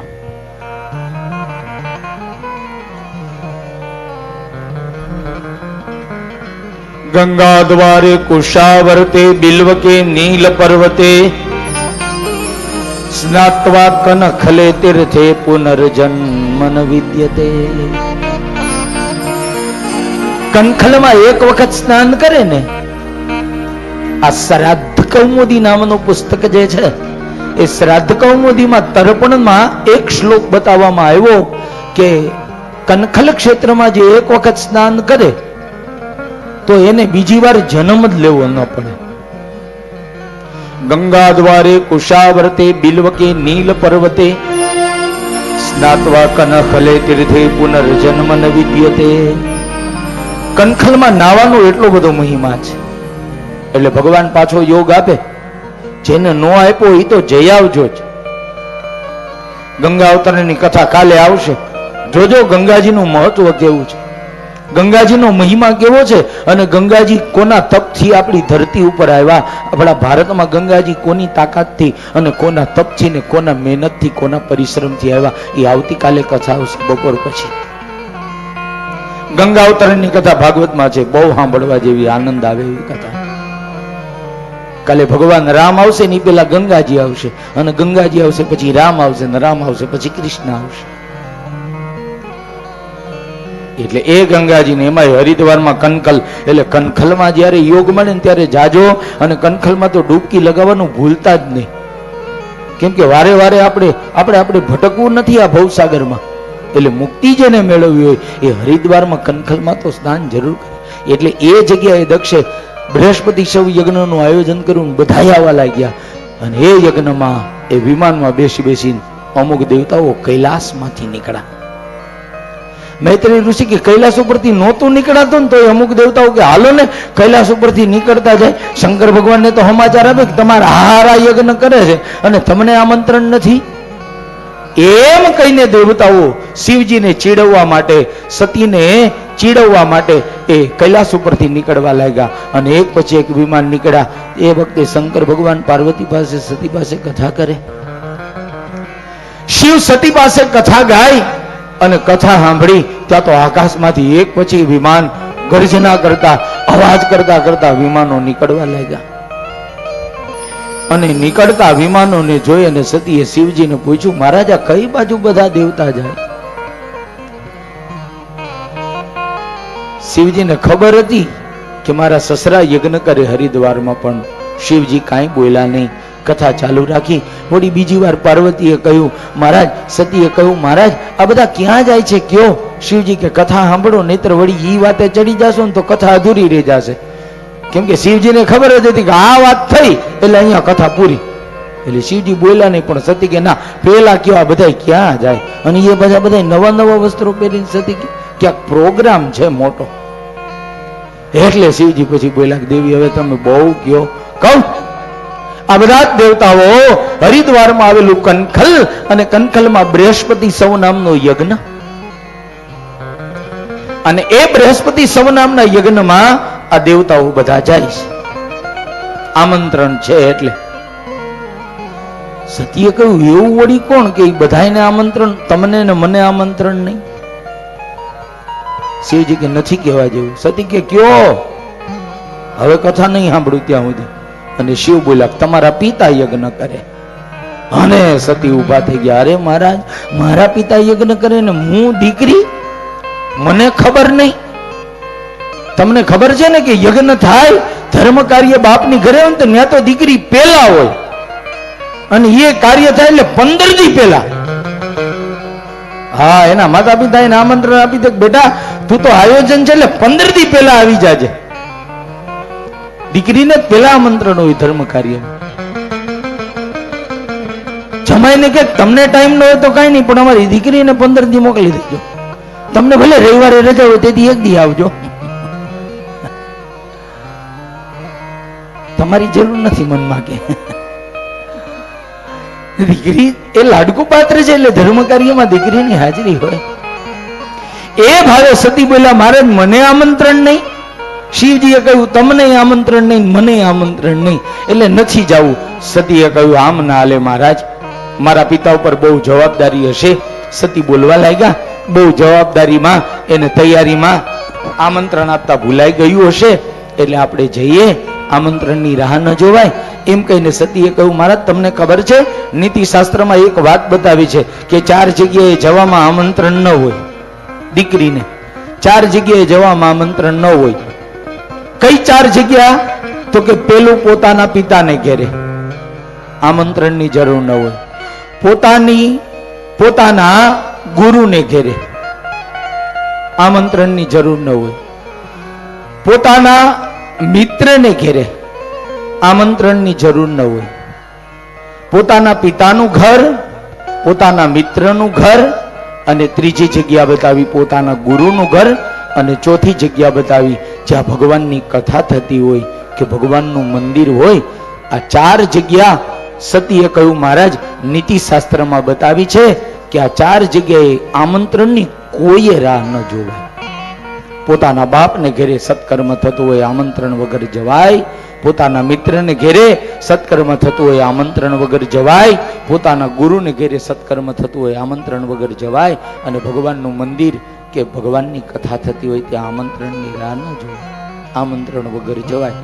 કેમ કે આ 4 જગ્યા આપણું કલ્યાણ કરવા માટે છે. શિવજી કે બરાબર વાત છે, પણ સતી તમારા પિતાએ તો જાણી જોઈને આમંત્રણ નથી આપ્યું અને અપમાન કરવા માટે યજ્ઞ છે. ત્યારે શિવ બોલ્યા. પછી સતી કહે છે મારા પિતાને તમારે કાંઈ વાંધો? શિવજી કે મન દુઃખ થયું છે. ભરી સભામાં તમારા પિતા આવ્યા, બધા ઊભા થયા. શિવજી કે ઊભો હું ન થયો એટલે બધા તમારા પિતાને દુઃખ લાગ્યું અને મેં માફી પણ માગી, પણ તમારા પિતાને લાગી આવ્યું અને હજી વધારે અપમાન કરવા મને આમંત્રણ ના આપી યજ્ઞ કરે. સતીએ કહ્યું તો મારા પિતાને હું દીકરી અને સૌથી નાની સતી હું જાઉં એને ઠપકો આપું. સતીએ કહ્યું કે મારા બાપની ભૂલ હોય તો એને મારે તો ઠપકો દેવાય, એવું થોડું છે, એની ભૂલે સુધારો. શિવજીએ કહ્યું દેવી ન જાવ તો સારું. અને ભાગવતકાર કહે સતીએ બહુ આગ્રહ કર્યો મહારાજ હવે કથામાં મન નહીં લાગે, બાપને ત્યાં યજ્ઞ છે, હવે ઘરમાં મન નહીં લાગે ને કથામાં મન નહીં લાગે, જાઓ. શિવજી કે તો હરી ઈચ્છા, તમારે જવું હોય તો મારે રોકવા નથી, પણ ક્રોધ ન કરતા. યજ્ઞમાં જઈને શિવજીએ કહ્યું ક્રોધ ન કરતા, અપમાન સહન કરવાની તાકાત હોય તો જાઓ. સતીએ કહ્યું મારું અપમાન સહન કરીશ, તમારું અપમાન સહન નહીં કરું. સમજાવ્યા, નંદી ઉપર બેસાડ્યા, શિવગણો તૈયાર થયા અને સતીને વિદાય કરે છે. મૈત્રેય કહે સતી શિવજીની આજ્ઞા લઈ અને યજ્ઞમાં નંદી ઉપર બેસી કૈલાસથી કનખલ આવ્યા છે. કનખલમાં દક્ષ મહારાજનો બૃહસ્પતિ શવ યજ્ઞ સુંદર તૈયાર થયો છે. દેવો આવે છે, કિન્નરો ચારણ ગંધર્વ સુંદર યજ્ઞમાં આવ્યા અને બધા યજ્ઞ કરે છે. યજ્ઞમાં એક પછી એક મંત્રો દ્વારા દક્ષ મહારાજ આહુતિ આપે છે. બધા આવ્યા ને સતી આવ્યા, અને જેવા સતીનું આગમન થયું દક્ષે કહ્યું હતું કે સતી આવે શિવ આવે તો એને આમંત્રણ નહીં દેવાનું, એટલે દ્વારપાલો સૈનિકોએ આવકારો ના આપ્યો. સતી આવ્યા, યજ્ઞશાળામાં પ્રવેશ કર્યો, કોઈ બોલાવ્યા નહીં. કુટુંબી સગા સંબંધીએ સતીને ન બોલાવ્યા. સતી વિચાર કરે કે મને કોઈ બોલાવતું નથી, કાંઈ વાંધો નહીં. સતીએ કહ્યું મને ખોટું નહીં લાગે, મારે તો મારા પિતા સુધી પહોંચવું છે. આગળ ગયા ને માં મળી પ્રસૂતિ. પ્રસૂતિ દેવીએ તરત દીકરીને હૃદય લગાવી સતીને આવ બેટા આવ, તું આવી? સતીએ કહ્યું હા મારો પિતા ક્યાં છે? અને પ્રસૂતિએ કહ્યું બેટા તારા પિતા યજ્ઞશાળામાં સતી આવ્યા. યજ્ઞશાળામાં આવીને સતી જોવા લાગ્યા. દક્ષ મહારાજ એક પછી એક મંત્રો બોલીને આહુતિ આપે. બ્રાહ્મણો વિદ્વાનો બ્રહ્માદિ દેવતાઓ યજ્ઞ કરાવી રહ્યા છે. એક પછી એક મંત્ર બોલી અગ્નિમાં આહુતિ આપવા લાગ્યા. અને આહુતિ આપતા આપતા મૈત્રેય કહે વિદુર યજ્ઞમાં આહુતિ આપતા દક્ષ મહારાજની નજર પડી સતી ઉપર. ત્યાં તો મોઢું બગાડ્યું દક્ષે, અને આ બાજુ સતીએ સ્થાપનમાં નજર કરી. એક પછી એક બધા જ દેવતાઓના સ્થાપન, ક્યાંય શિવનું સ્થાપન નહીં. સતીને હવે લાગી આવ્યું. સતી બોલ્યા હે બ્રાહ્મણો, હે વિદ્વાનો, હે દેવતાઓ, તમને ખબર નથી કે જે યજ્ઞમાં શિવજીનું આસન ન હોય એ યજ્ઞ કોઈ દી પૂરો ન થાય. કોઈ ધર્મ કાર્ય એવું નથી કે શિવજીની હાજરી ન હોય. દરેક ધર્મ કાર્યમાં શિવ હોય. પછી રામ કથા હોય તો શિવજીનું સ્થાપન હોય, ભાગવત કથા હોય તો શિવજીનું સ્થાપન હોય, દેવી ભાગવત હોય તો શિવજીનું સ્થાપન હોય, નવા મકાનનું વાસ્તુ હોય તો શિવજીનું સ્થાપન હોય, માતાજીનું યજ્ઞ હોય તો શિવજીનું સ્થાપન હોય, અને પિતૃ કાર્ય હોય તો શિવજી પહેલા હોય. કેમ કે પિતૃને ગતિ આપવા વાળા દેવ શિવ છે. અને એટલે આપણી હિન્દુ પરંપરામાં એ રિવાજ છે કે કોઈ ગુજરી જાય, કોઈ દિવંગત થાય તો એના નિમિત્તે પરિવારના લોકો બીજા દિવસે ત્રીજા દિવસે ઘીનો દીવો લઈ અને શિવજીના સાનિધ્યમાં શિવજીના ઉમરા ઉપર એને પધરાવા જાય. એનો અર્થ એ છે કે જીવ છે એ જ્યારે શરીરમાંથી છૂટે ત્યારે પહેલો જીવ છે એ શિવના શરણમાં આવે છે. કેમ કે જીવને ગતિ આપવા વાળું કોઈ જગતમાં તત્વ હોય ને બાપ, તો પુરાણ પ્રમાણ આપે છે શિવ છે. શિવ વગર જીવની ગતિ જ નથી. અને શિવજી શય કરે ને પછી જે જીવ ત્યાંથી આગળ પાસ થાય ત્યાં સુધી જીવની ગતિ નથી. જે શિવને પકડે એને જ ગતિ મળે. અને એવો જ જીવ એ શિવજીની કૃપાથી એ આગળ પ્રયાણ કરે. એટલે સતી કેવા લાગ્યા, આ યજ્ઞ તમારો કોઈ દી પૂરો ન થાય. ક્રોધ કરીને સતી બ્રાહ્મણોને ઠપકો દેવા લાગ્યા, દેવતાઓને ઠપકો દેવા લાગ્યા. પછી તો દક્ષ મહારાજને ઠપકો આપ્યો. ત્યાં તો દક્ષ મહારાજ જ્ઞાન, સંપત્તિ ને પ્રતિષ્ઠાના અભિમાનથી, પદના અભિમાનથી દેવતાઓ સામે ઈશારા કરવા લાગ્યા, શિવજીનું અપમાન કરવા લાગ્યા. કોઈ દેવતાઓ એકબીજાના હાથમાં તાલી દેવા લાગ્યા, કોઈ આંખના ઈશારાથી શિવજીનું અપમાન કરવા લાગ્યા, કોઈ નિંદા સાંભળીને બરાબર કાન ઉપર હાથ રાખવા લાગ્યા, હજી નિંદા કરો, હજી નિંદા કરો. કોઈ શિવજીની નિંદા સાંભળી ખડખડાટ હસવા લાગ્યા.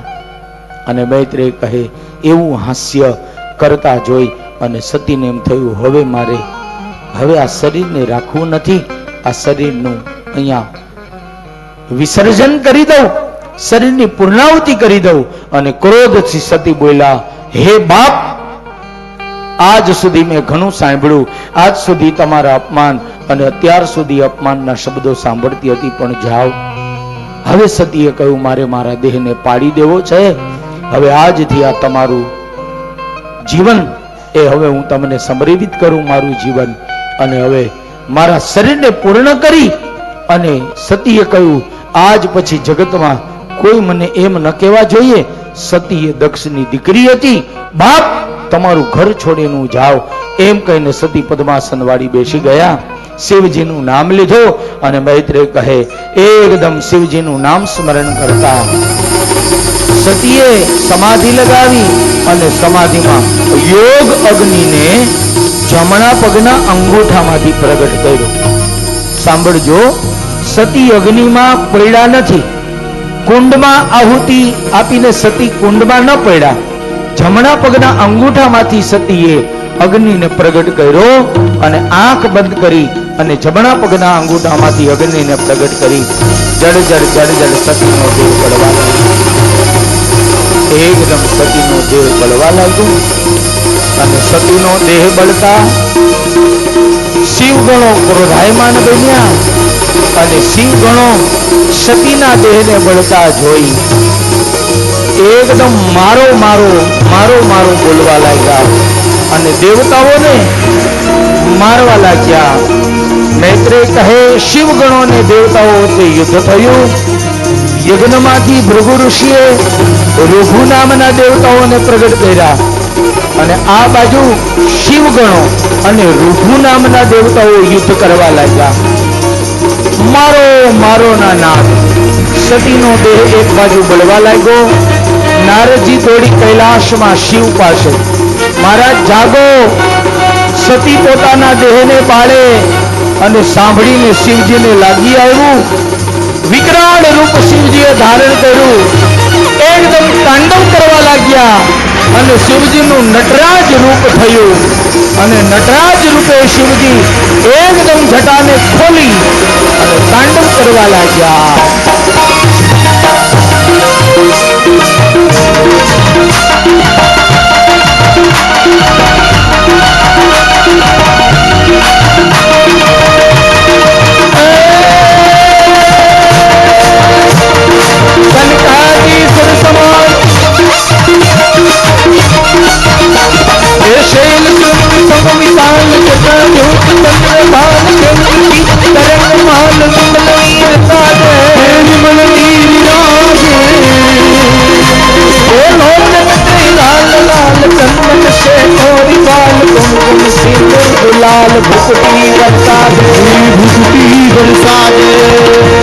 તાંડવની જેમ રમતા આવડે તો ઉભા થાજો. કેમ चलती आवे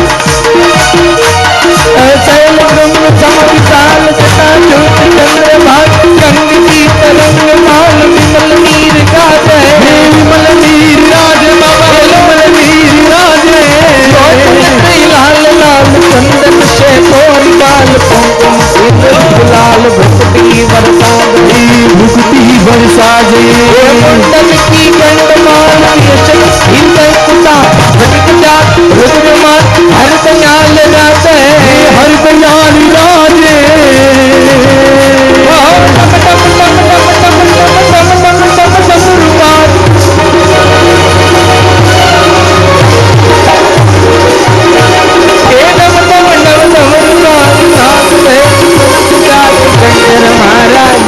शंकर महाराज भोले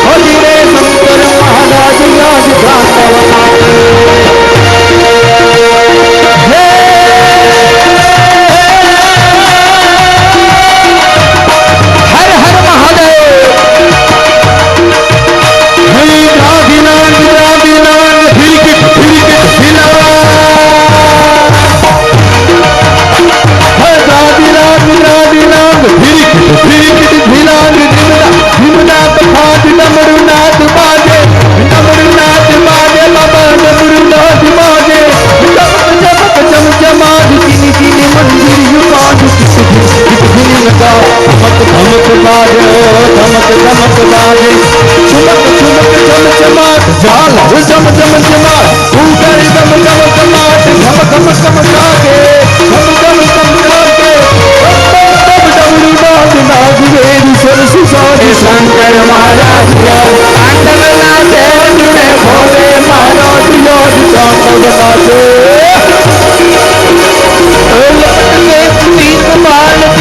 हे चंद्र भाल वहे जटा भाग रोट रूप राज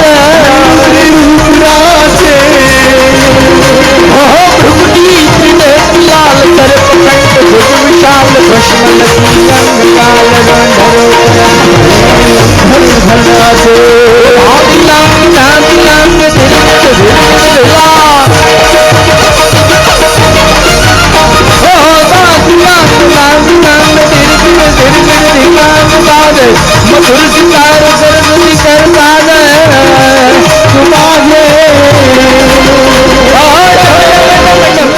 જોઈને શંકર ભગવાનની સેવામાં તો શિવજીના ભગત કે કાંઈ નો જોઈ એક પાણીનો લોટો એક બીલીપત્ર અને એક ફૂલ આટલું લઈને જાઓ ઠાકોરજી ઉપર જલ ઈ ભગવાન શિવજી મહારાજ ઉપર જળનો લોટો ચડાવી દેવાનો બીલીપત્ર ચડાવવાનું અને ફૂલ ચડાવવાનું બસ આટલું જ કરો અને શિવ ભક્ત કે દયાલુ રીજ કે દેત હે ચંદ્રમૌલી ફલચાર ધર્મ અર્થ કામ અને મોક્ષ ચારે ફળ જીવનમાં આપી દે પૂજા હાવ હેલી હો અને એથી મોટી વ્યવસ્થા સાંભળવા જેવી વાત એથી મોટી વ્યવસ્થા શિવના ભક્તો કે શંકર ભગવાન કે તને જઈએ ટાઈમ હોય ને ત્યાં હાલ્યો આવી જાય મારા મંદિરને કોઈ દી શંકર ભગવાન કે તાળા જ નહીં અને ઠાકોરજીના દર્શન કરવા હોય તો પોથી યાત્રા 15 મિનિટ મોડું થયું તો પડદો આવી ગયો બોલો લ્યો નો હાલે ન ચાલે તરત તેરો આવી ગયો ઠાકોરજીના દર્શન કરવા બપોરે 1:30 વાગે જે દર્શન દે ઠાકોરજીના દર્શન તો સમાસમાં ના હોય ઠાકોરજીની ઝાંખી સમાસમાંની એટલે એના સમયે તમારે ને મારે જવું પડે જો વિશેષતા કે ઠાકોરજીના દર્શન એની ઝાંખી કરવા માટે એના ટાઈમે જવું પડે આપણે અને શંકર ભગવાન કે તું કઈ નવરો છો તું ક્યારે ફ્રી છો રાત્રે 12 વાગે તમને એમ થાય કે શિવજીના દર્શન કરવા તો રાત્રે 12 વાગે શંકર ભગવાનના દર્શન થાય રાત્રે 12 વાગે દર્શન આપવા વાળો બે હોય તો શિવજી અને પાછો ઘણા ભક્તો તો એવા હોય જે ટાઈમ મળે તે જાય અને જાય તો ઠીક જે જાય તો પાણીનો લોટો ગમે તે બપોરના 3 વાગ્યા હોય તો 3 વાગે શિવજી મહારાજ ઉપર લોટો ચડાવો તો શંકર ભગવાન રાજી થાય કે આવ્યો તો ખરી હો મારો અને તો કોઈ 3 વાગે પાણી શંકર ભગવાન કોઈ માણા ઉપર તો નાખજો. નિંદ્રમાં હોતા હોય તે રાત્રે 12 વાગે શિવજી ઉપર લોટો ચડાવવાની છૂટ, જલ ચડાવવાની છૂટ, તોય શિવજી રાજી થાય. તરત રીજે, તરત પ્રસન્ન થનારો દેવ ભગવાન ભોળોનાથ. એટલે સાહિત્યકારો બહુ જૂની એક વાત કહે ને, ચોર ચોરી કરવા ગામમાં આવ્યો, ગામમાં ચોરી કરી ક્યાંય હાથમાં કાંઈ આવ્યું જ નહીં કોઈના ઘેરે. ચોર નિરાશ ને નારાજ થઈને કાંઈ ખાવાના પૈસા ખીચામાં નહોતા. વિચાર કર્યો કાંઈક ખાવા જેટલા પૈસા હાથમાં આવી જાય, મારો બેડો પાર થઈ જાય. આખા ગામમાં ચોરે ચક્કર લગાવ્યું, કાંઈ હાથમાં ન આવ્યો. ને ગામની બહાર ગયો ને પાદરમાં શંકર ભગવાન બેઠા હતા. શંકર ભગવાનના મંદિરમાં કઈ તાળા હોય નહીં, એમાં ગામડામાં હોય એમાં તો હાવ ખુલ્લે ખુલ્લું બધું. એ રજવાડાના રાજ્ય ગામની બહાર શંકર ભગવાનનું મંદિર હાવ ખુલ્લું. ચોર મંદિરમાં આવ્યો કે અહીંયા તાળા નથી માર્યા, કાંઈ કાંઈથી હાથમાં આવી જાય. અને ચોર ગયો ને તો એ વિશાળ સરસ મજાનું સોમનાથ જેવું શિવલિંગ. ચોર આવીને 2 હાથ જોડીને કે મહારાજ ચોરી કરવા ગામમાં આવ્યો પણ ગામમાં કાંઈ હાથમાં ન હોય, તમારી પાસેથી કાંઈ હોય તો. શંકર ભગવાન મનમાં કે ઘરેણા તો છે પણ તું નહીં લઈ શકે, તને જોઈને તાવ આવી જાય. કેમ કે શિવજીના ઘરેણા તો સર્પ જ છે. એટલે ચોરને એમ થયું શિવજીના મંદિરમાંથી કાંઈ હાથ આવે. ચારે બાજુ નજર કરી શંકર ભગવાન કે મારી પાસે શું હોય? એ તો ઠાકોરજીની પાસે સોનાના શણગાર હોય, વિષ્ણુ ભગવાન પાસે સોનાના હાર ને શણગાર ને મુગટ ને માલા ને બધું હોય. શંકર ભગવાન કે આપણે તો હોનાની જરૂર જ નથી, આપણે તો સર્પોના ઘરેણા પહેરવા વાળા, બાજુબંધમાં સર્પોને વીંટવા વાળા, અને બહુ થાય તો શરીર ઉપર શિવજી કે ચિતાની ભસ્મ લગાડવા વાળા. ચોર ચારે બાજુ જોવા લાગ્યો, કાંઈ હાથમાં ન આવ્યું. ચોર કે શંકર ભગવાન તમે મારા જેવા દમ ગિરનારી નહીં, લોટા નહીં થાલી, હમ બાલ બ્રહ્મચારી. ચોરે નજર કરી, ચારે ખૂણા ખાલી, કાંઈ હાથમાં આવ્યું નહીં. નારદ થઈને પાછો વળવા ગયો ને ત્યાં શંકર ભગવાન ઉપર આમ ઓચિંતું પાણી પડ્યું. ચોર કે પાણી ક્યાંથી પડ્યું? ઉપર નજર નહીં, ત્રાંબાની ગળતી લટકતી હતી. ઓલી જલાધારી જેને કહે ને એ જલાધારી લટકતી હતી, અને શિવ મંદિરમાં જલાધારી લટકતી હતી. ચોરે વિચાર કર્યો કે કાંઈ નહીં, તા જલાધારીના થોડાક પૈસા આવશે, વેચી આવું. 2-3 વખત છલાંગ લગાવી પણ જલાધારી ઊંચી હતી, હાથમાં ન આવી. આજુબાજુમાં નજર કરી, બાર બાજોટ પાટલો કાંઈ નહીં. સોમનાથ જેવું શિવલિંગ જોઈને ચોરે વિચાર કર્યો થોડીક વાર શંકર ભગવાનને ટેબલ બનાવી દઉં. ચોર નિખાલસ બહુ હતો, શિવજીને કે પગે લાગુ છું, તમારા ઉપર ઉભો રહીને જલાધારી લઉં. પગે લાગીને ચોર શિવલિંગ ઉપર ચડ્યો. શિવલિંગ ઉપર બરાબર 2 પગે ઉભો રહી, 2 હાથ લાંબા કરીને સળિયામાં લટકાવી જલાધારી હતી એ સળિયામાંથી કાઢી અને જય ભોળાનાથ કરી અને શિવલિંગ ઉપરથી નીચે ત્યાં કૂદકો લગાવ્યો. અને જ્યાં ચોરે એ શિવલિંગ ઉપરથી કૂદકો લગાવ્યો અને જય ભોળાનાથ બોલો ત્યાં તો કડાકા સાથે શિવલિંગ ફાટ્યું, અને એકદમ કડાકા સાથે શિવલિંગ ફાટ્યું, અને શિવલિંગ માંથી ભગવાન શિવ પ્રગટ થયા. બોલીએ ઉમાપતિ મહાદેવ. શિવજી શિવલિંગ માંથી પ્રગટ થઈને ચોરને કે માગ માગ તારે હું જોઈ. ત્યાં તો ચોર ગભરાઈ ગયો કે મારે હું તો ચોરી કરવા આવ્યો, પૂજા કરવા નહોતો આવ્યો, તમે કેમ પ્રસન્ન થયા, પ્રગટ થયા?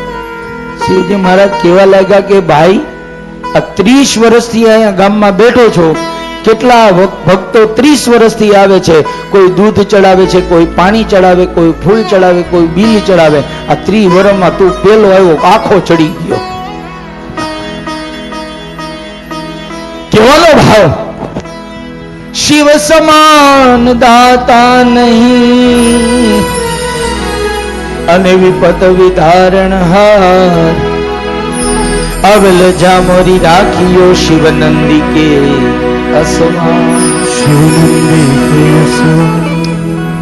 ભગવાન ભોળોનાથ એક એવો દયાળુ દેવ, દેવાથી દેવ છે, ભક્તો ઉપર કૃપા કરવા વાળા. શિવજી રાજી થયા, ક્રોધ દૂર થયો. બ્રહ્માજી વિનંતી કરે, દેવતાઓના અંગ ભંગ થયા, એને સાજા કરો. શિવજીને પ્રેમ થયો, ક્રોધ દૂર થયો અને રાજી થયા, દયા આવી. શિવજીએ બધા દેવતાઓને કહ્યું, જાઓ તમારા અંગભંગ થયા છે, તમે બધા સાજા થઈ જશો. અને જેવી શિવની આજ્ઞા થઈ, અંગભંગ થયેલા દેવતાઓ સાજા બની ગયા. અને પછી બ્રહ્માજીએ એ શિવજીને વિનંતી કરી કે મહારાજ, ભલે તમારા સસરાએ તમારું અપમાન કરવા યજ્ઞ કર્યો, પણ બ્રહ્માએ કહ્યું મહારાજ મારી એક વાત માનો તો તમને કહું. શિવજીએ કહ્યું શું? બ્રહ્માએ કહ્યું મહારાજ કોઈ યજ્ઞ અધૂરો ન રહેવો જોઈએ, યજ્ઞ પૂરો થવો જોઈએ. એટલે અધૂરા યજ્ઞને તમે પૂરો કરવા માટે આવો, અમારી બધાની વિનંતી છે. અને ભગવાન ભોળાનાથે હા પાડી. યજ્ઞ પૂરો કરવા માટે આવું. તરત જ દેવતાઓને લઈ અને શિવજી આવ્યા બ્રહ્મા સાથે હરિદ્વાર. હરિદ્વારમાં આવેલું કનખલ, અને કનખલમાં આવી અને વિખાઈ ગયેલો યજ્ઞ, બધા ઉડી ગયેલા સ્થાપનો, તૂટી ગયેલી યજ્ઞની વેદી, એ શિવજી મહારાજ આવ્યા, દેવતાઓ આવ્યા. ભગવાન શિવજીએ પછી તો ગણોને બોલાવ્યા, બધા ગણો આવ્યા, શૃંગી ભૃંગી નંદી આદિ બધા ગણો આવ્યા અને એની પાસે યજ્ઞની ગોઠવણ કરી, દેવતાઓને બોલાવ્યા. અમુક દેવતાઓ તો આવતા ડરવા લાગ્યા કે અમને એક વખત તો વીરભદ્રે દંડ આપ્યો, હવે અમને કોઈ દંડ આપે તો અમે ન આવીએ.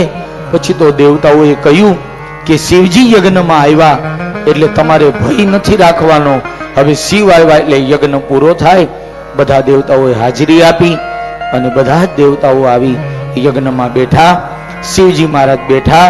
પછી ભગવાન ભોળાનાથે પોતાના ગણ વીરભદ્રને બોલાવી અને શિવજીએ કહ્યું કે હે વીરભદ્ર, જાઓ તમે મારા સાસુ સસરાને બોલાવી લાવો યજ્ઞમાં બેસવા. એટલે વીરભદ્રે કહ્યું કે મહારાજ તમારા સાસુ છે, તમારા સસરા નથી. શિવજી કે મારા સસરા ક્યાં? વીરભદ્રે કહ્યું કે દક્ષ મહારાજનું તો મેં માથું કાપી અને અગ્નિમાં હોમી દીધું છે, એટલે માથા વગરનું ધડ છે. પ્રાણ વગરનું ધડ દક્ષ મહારાજનું જોયું શિવજીએ. અને વીરભદ્રને શિવજીએ કહ્યું આનું માથું ક્યાં? વીરભદ્રે કહ્યું અગ્નિમાં હોમી દીધું. શિવજી કહે અગ્નિમાં તો મસ્તક બળી ગયું છે. પોતાના ગણોને કહ્યું ઉત્તર દિશામાં જાઓ, પેલું વેલું મળે એનું માથું કાપીને લઈ આવજો. અને શિવજીની આજ્ઞા થઈ. આજ્ઞા થતા ગયા શિવગણો ઉત્તર દિશામાં. અને ઉત્તર દિશામાં એક બકરો મળ્યો. બકરો પૂર્વજન્મનો શિવજીનો ભક્ત હતો, એને શરીરમાંથી છૂટવું હતું એટલે શિવગણો એનું માથું કાપ્યું. અને એ શિવગણો માથું કાપી દક્ષ પ્રજાપતિના ધડ ઉપર એને મૂક્યું.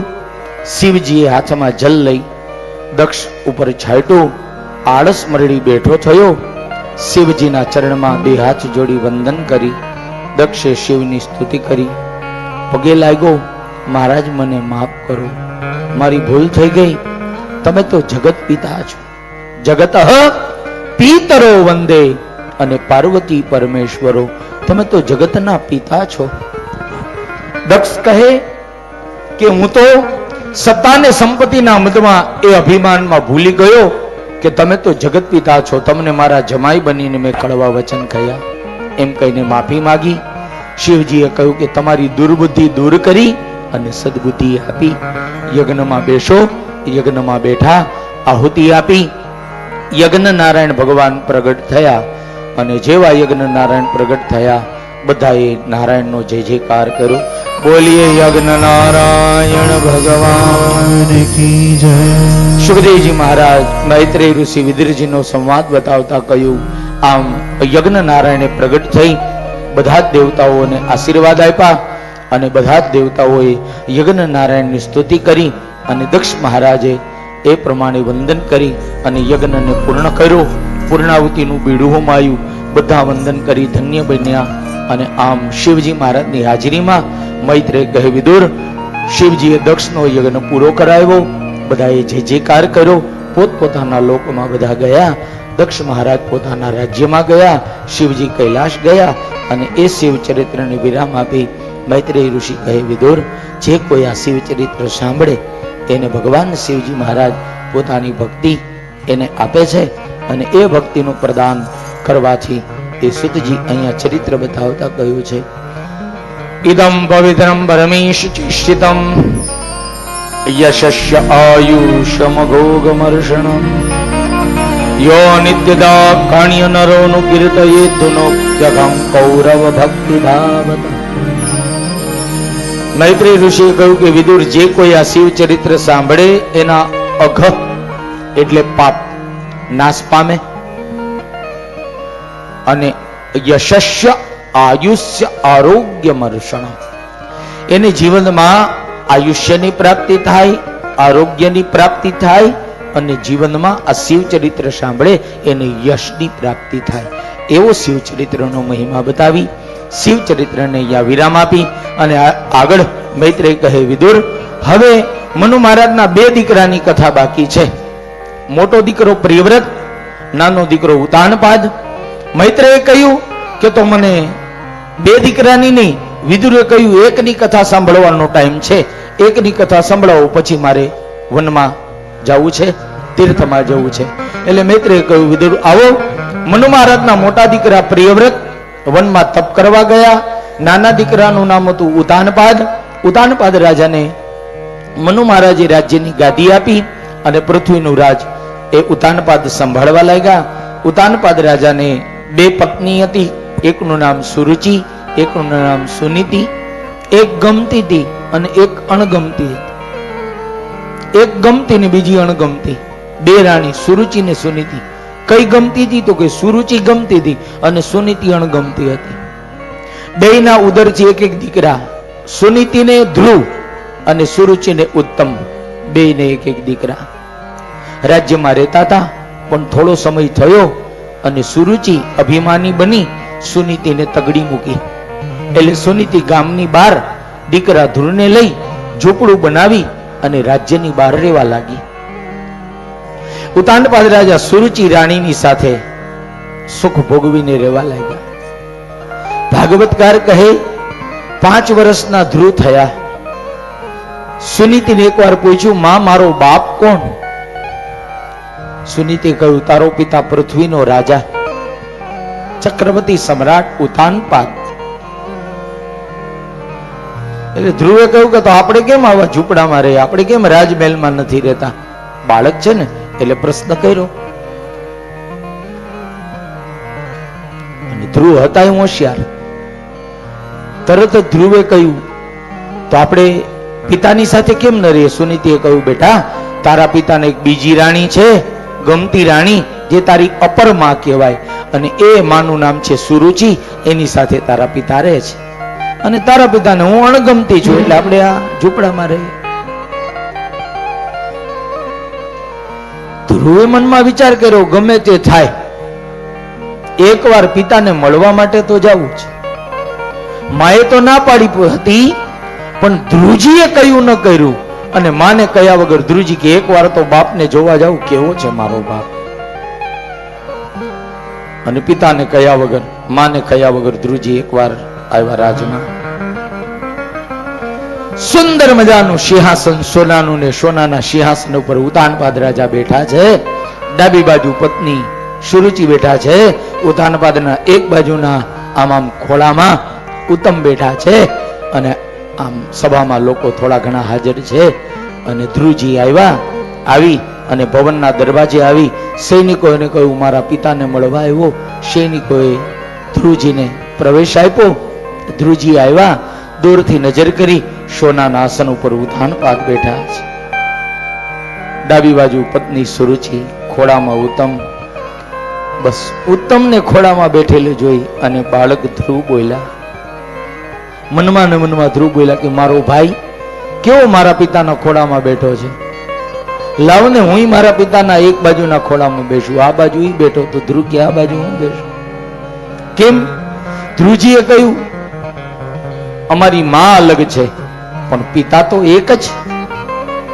એ ભાવે ભાગવતકાર કહે, ધ્રુવજી દોડી અને પિતાના ખોળામાં બેસવા ગયા.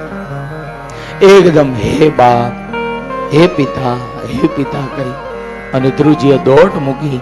પણ જેવા ધ્રુવ નજીક આવ્યા, મૈત્રેય કહે, વિદુર, સુરુચિને હૃદયમાં આગ લાગી કે આ છોકરો જો એના બાપના ખોળામાં આજે બેઠો તો કાલે રાજની ગાદી ઉપર બેસી જશે. મારા દીકરાને રાજગાદી નહીં મળે, અને એ વાતને યાદ કરી સુરુચિએ કહ્યું, ખબરદાર ધ્રુવ, ત્યાં ને ત્યાં ઉભો રહી જા. તારા પિતાના ખોળામાં બેસવાનો તને અધિકાર નથી.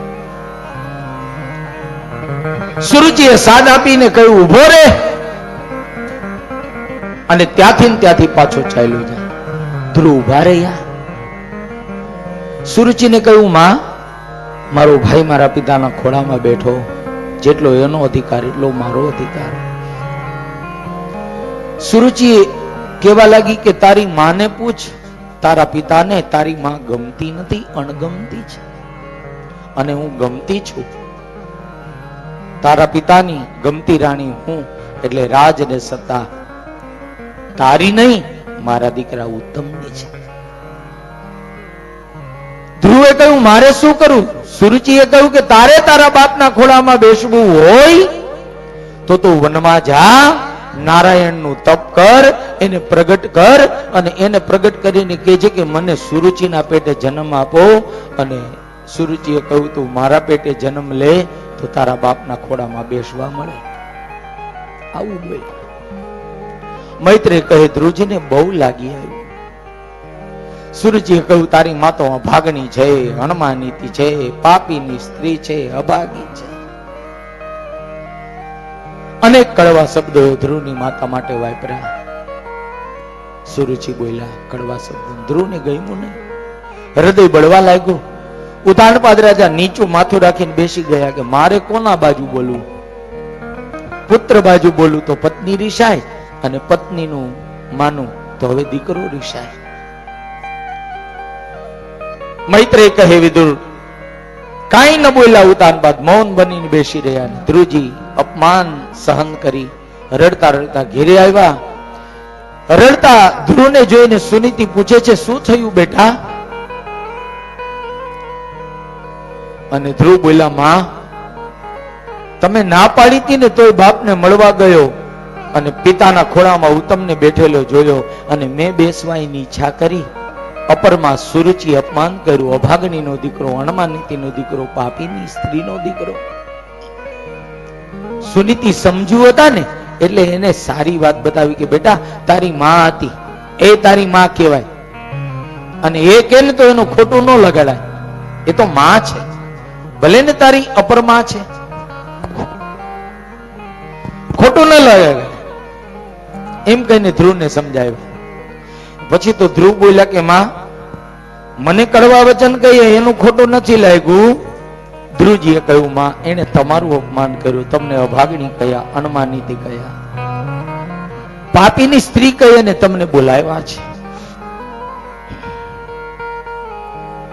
તમારું દુઃખ મને લાગ્યું.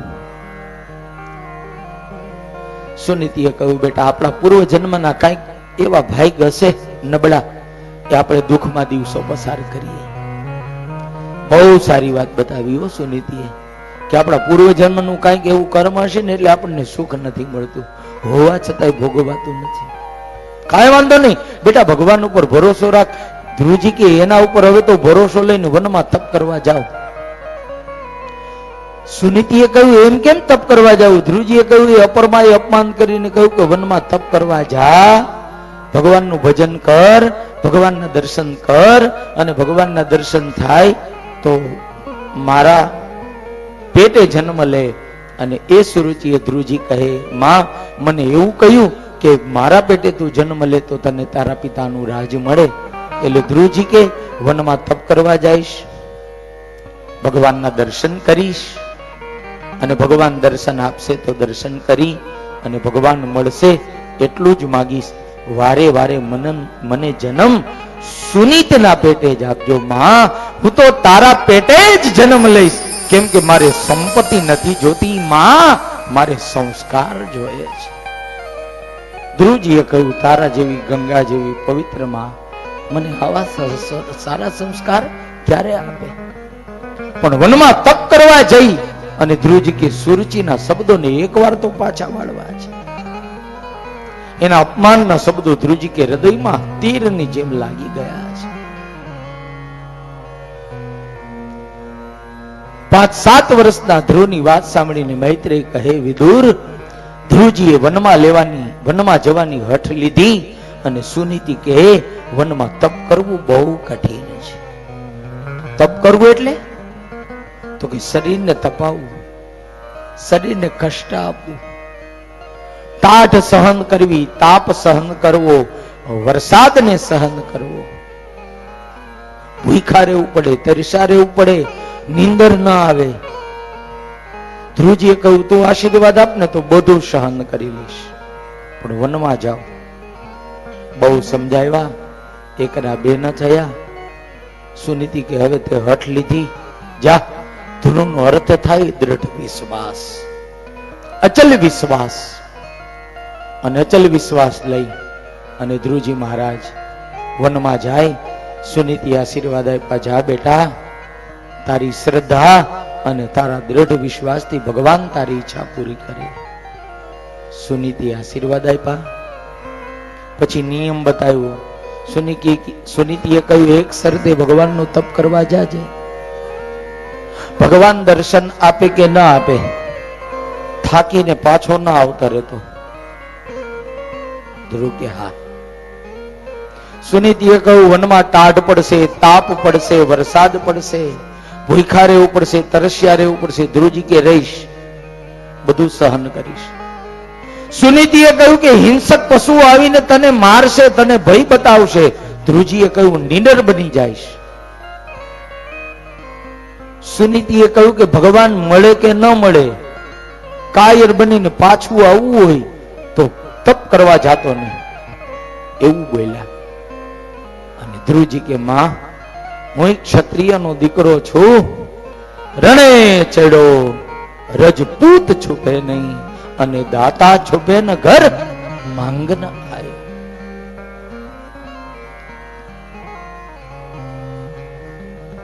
તારો કે તેજ में चंद्र छुपे नहीं, सूर्य छुपे नहीं, बादल छायो, रणे चढ़ो रजपूत छुपे नहीं, दाता छुपे न घर मांगन आयो. चंचल नारी को नैन छुपे नहीं, पीठ छुपे नहीं, प्रीत दिखायो. कवि गंग कहे सुन साह अकबर, कर्म छुपे न बभूत लगायो. ધ્રુવે કહ્યું ક્ષત્રિય છો, ભગવાન મળે તો દર્શન કરીને આવીશ, અને નહીં તો ધ્રુવજી કે ન્યાન્યા મરી જાય.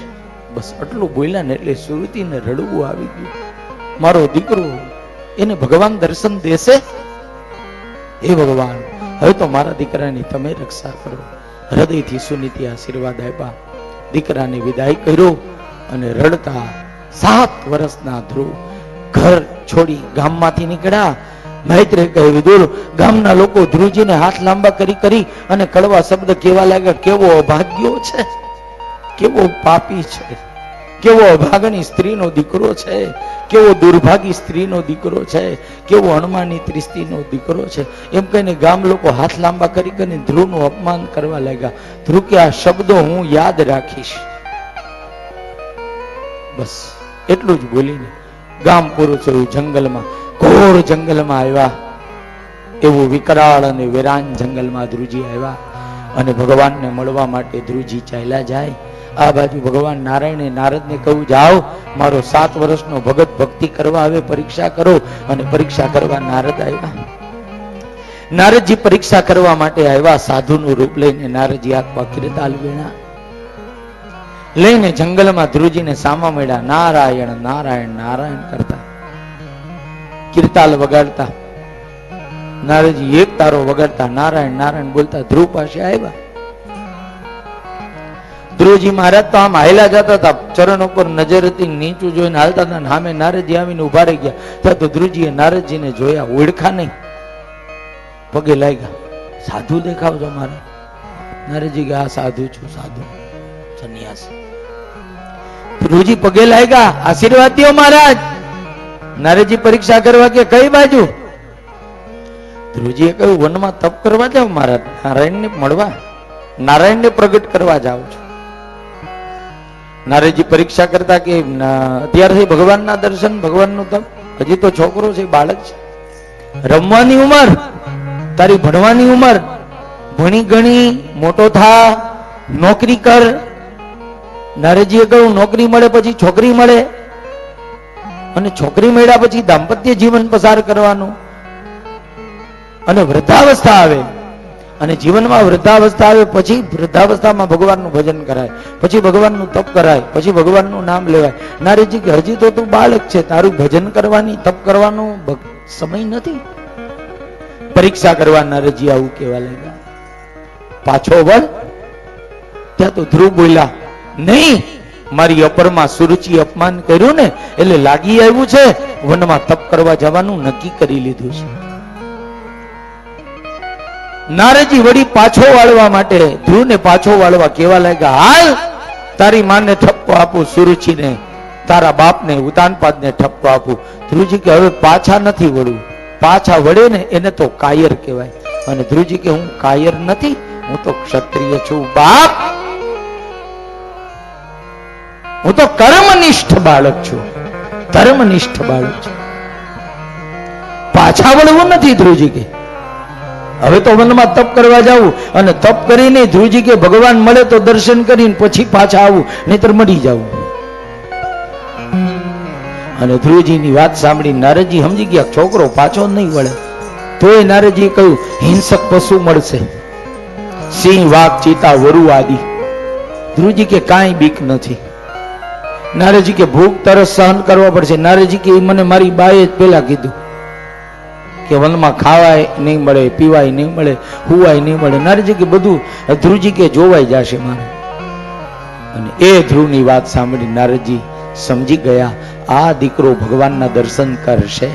કેમ કે એનો વિશ્વાસ એવો છે બાપ, જેનો ભરોસો દ્રઢ છે એનું કામ ભગવાનને કરવું પડે એ પ્રમાણ છે. જેનો ભરોસો દ્રઢ હોય ને, પરમ વૈષ્ણવ સંત થયા સુરદાસજી મહારાજ. અને સુરદાસજી મહારાજે અનેક ઠાકોરજીના પદોની રચના કરી, અને અનેક પદ એ સુરદાસે રચ્યા. એમાંના પોતાના જીવનનું છેલ્લું પદ સુરદાસજી મહારાજે જે રચ્યું, જેની રચના કરી, કૃષ્ણ ભક્તિ પ્રત્યે જેને જીવનને સમર્પિત કરી દીધું. ઇતિહાસ કહે છે જેને ચામડાની આંખ નહોતી પણ એ સુરદાસીને જ્ઞાનની આંખ હતી, અને જ્ઞાનની આંખ વડે અનેક પદોની જેણે રચના કરી, અનેક પદો જેના હૃદયમાંથી પ્રગટ થયા. એવા પદોમાં આશ્રયનું પદ પોતાના જીવનની છેલ્લી ઘડીએ સુરદાસજી મહારાજે ભાવને વ્યક્ત કર્યો કે જેનો ભરોસો ઠાકોરજી પ્રત્યે દ્રઢ છે, જેનો ભરોસો ભગવાન પ્રત્યે દ્રઢ છે, એનું કામ ભગવાનને કરવું પડે. એટલે સુરદાસજી મહારાજે પોતાના જીવનના છેલ્લા સમયે જે આશ્રય નું પદ ગાયને ઠાકોરજીને રીઝવ્યા.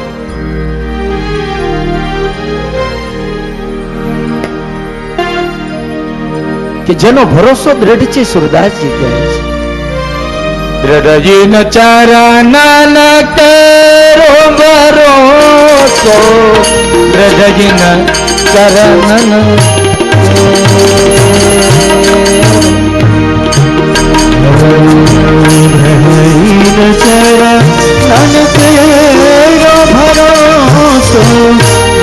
ગુરુજી મહારાજની દ્રઢતા જોઈને નારદજી આશીર્વાદ દે છે. દ્રઢજી ન ચરણ ન કેરો ભરોસો, ચરણ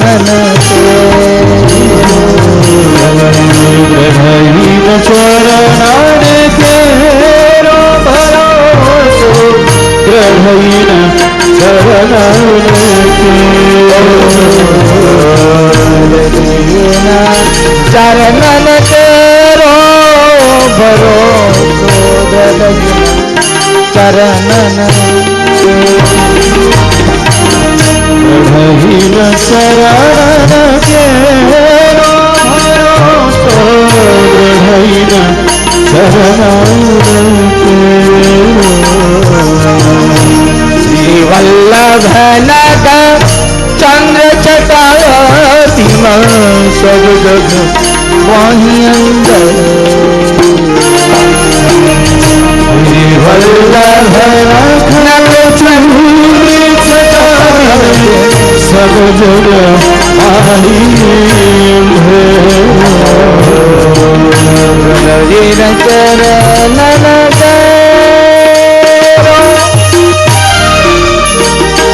મહારાજ નો મૈત્રેય કહે, નારદજીએ દ્રઢ વિશ્વાસ દ્રઢ ભરોસો જોઈ અને નારદજી આશીર્વાદ આપે, જા ધ્રુવ, તારો ભરોસો દ્રઢ છે, તારો વિશ્વાસ દ્રઢ છે, એટલે 6 મહિનામાં ભગવાન તને દર્શન આપે. હવે તો નારદજી નો આશીર્વાદ મળ્યો. હવે ધ્રુવજી રાજી થઈ ગયા. હવે નારદજીએ સહી કરી ને એટલે ભગવાન મને મળશે.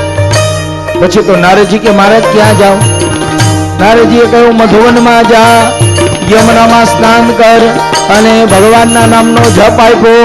ઓમ નમો ભગવતે વાસુદેવાય. 12 અક્ષરનો મંત્ર નારદજીએ ધ્રુવને આપ્યો કે આ 12 અક્ષરના મંત્રનો જપ કરજો, તને 6 મહિનામાં ભગવાન મળશે. ભૂખ લાગે તો નારદજી કે ફળ તોડીને ખાજે, તરસ લાગે તો યમુનાજીનું જલ પીજે. साधन और नहीं आंचल में, साधन और नहीं आंचल में, साधन और नहीं आंचल में, साधन और नहीं आंचल में, बिना मोल को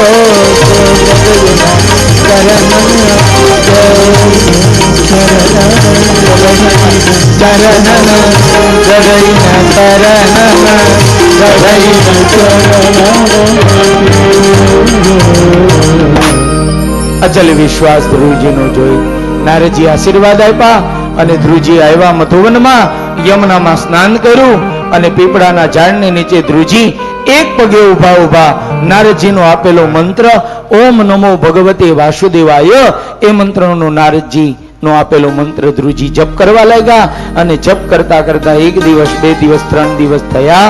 ત્રીજે દિવસે બહુ ભૂખ લાગી એટલે ઝાડમાંથી ફળને તોડીને ધ્રુવજી ખાધા. ધ્રુવજી ખાઈ યમુનાજીનું જલપાન કર્યું અને પાછા ભગવાનના નામમાં જપમાં લાગી ગયા. ઓમ નમો ભગવતે વાસુદેવાય, ઓમ નમો ભગવતે વાસુદેવાય. આમ કરતા કરતા 1 મહિનો થયો અને આ બાજુ નારદજી ઉતાનપાદ રાજા પાસે આવ્યા ને ઠપકો દીધો કે તારા છોકરાને વનમાં મોકલો, તને દયા ના આવી, તારા છોકરાને તગડી મૂક્યો. ઉતાનપાદે કહ્યું કે તમે કયો તો તેડી આવું. નારદજી કે હવે તેડવા ગયે નહીં આવે, હવે એની મેળે આવશે 6 મહિના પછી. નારદજી કે જેદી આવે ને તેદી સન્માન કરવા જાજે. ઉતાનપાદ કે ભલે. નારદજી ગયા અને આ બાજુ ધ્રુવજી મધુવનમાં પીપળાના ઝાડની નીચે 12 અક્ષરનો આપેલો મંત્ર, કયો મંત્ર જેને આપણે રોજ ધૂનમાં ગાય છે? ઓમ નમો ભગવતે વાસુદેવાય, ઓમ નમો ભગવતે વાસુદેવાય, ઓમ નમો ભગવતે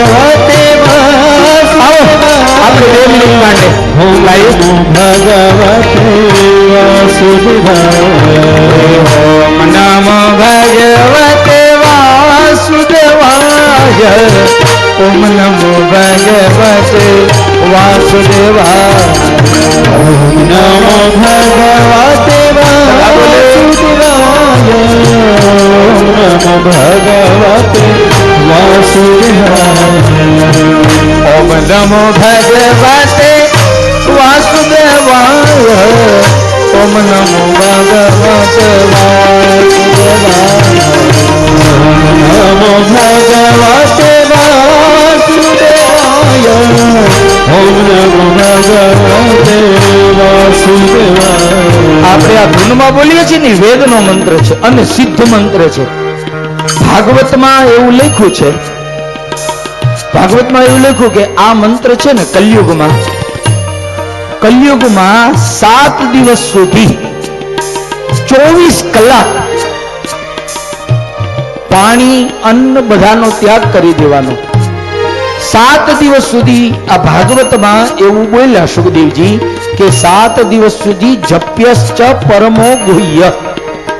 7 દિવસ સુધી એક આસન ઉપર બેસી અને ઓમ નમો ભગવતે વાસુદેવાય આ મંત્રનો જે કોઈ 7 દિવસ સુધી જપ કરે ને તો એને 7મા દિવસે આકાશમાં ભગવાન દર્શન દેવા આવે.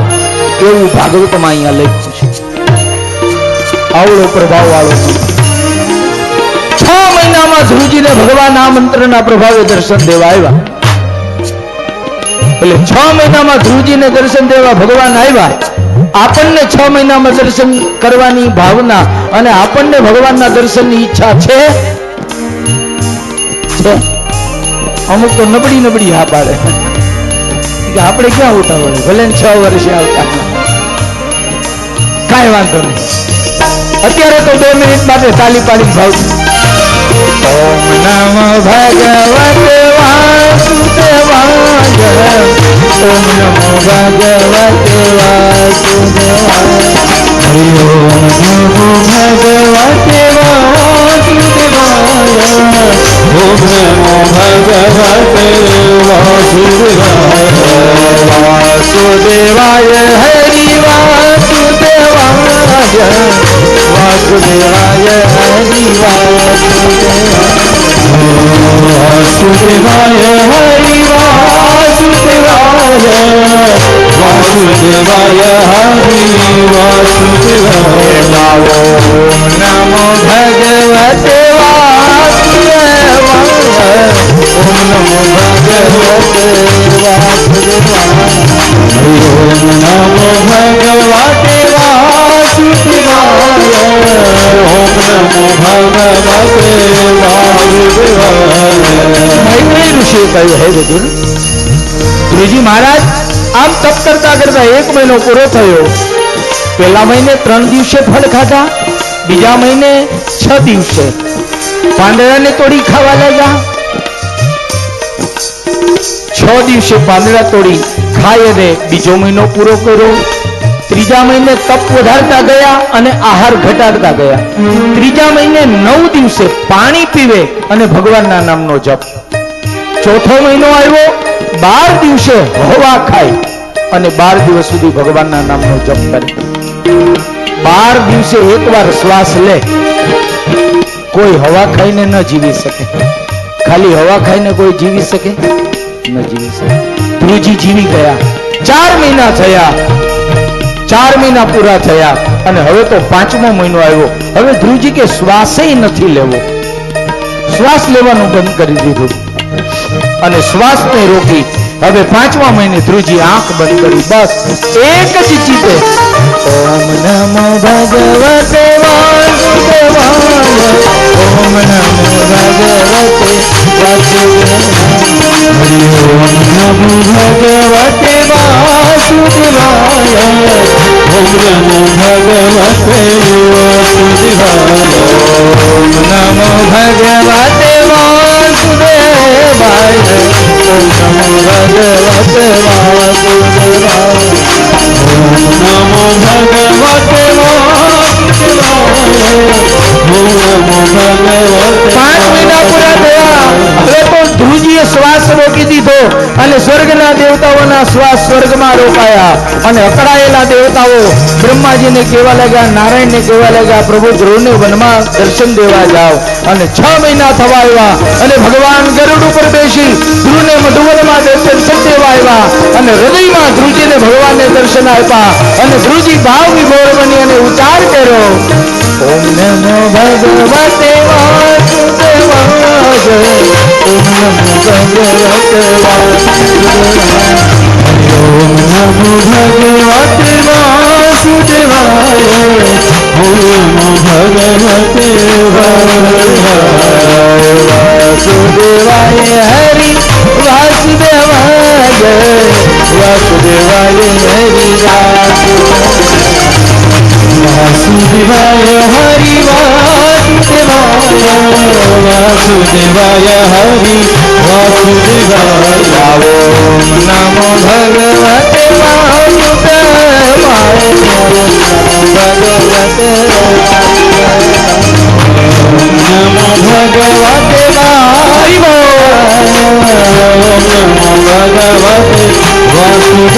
ભગવાન મધુવનમાં આવી ધ્રુવજીની સામે ઉભા રહ્યા. ભગવાનને કહ્યું આંખો ખોલ. હે ધ્રુવ આંખ ખોલ, તને દર્શન દેવાયો. ધ્રુવજીએ આંખ ન ખોલી, કેમ કે હૃદયમાં હતા. એ હવે રૂબરૂ છે અને ભગવાને એ ધ્રુવજીના હૃદયમાંથી એ રૂપને ખેંચી લીધું અને આંખ ખોલીને ધ્રુવજીએ હૃદયમાં જેના દર્શન કર્યા એમને રૂબરૂ જોયા. ભગવાનને વંદન કર્યા.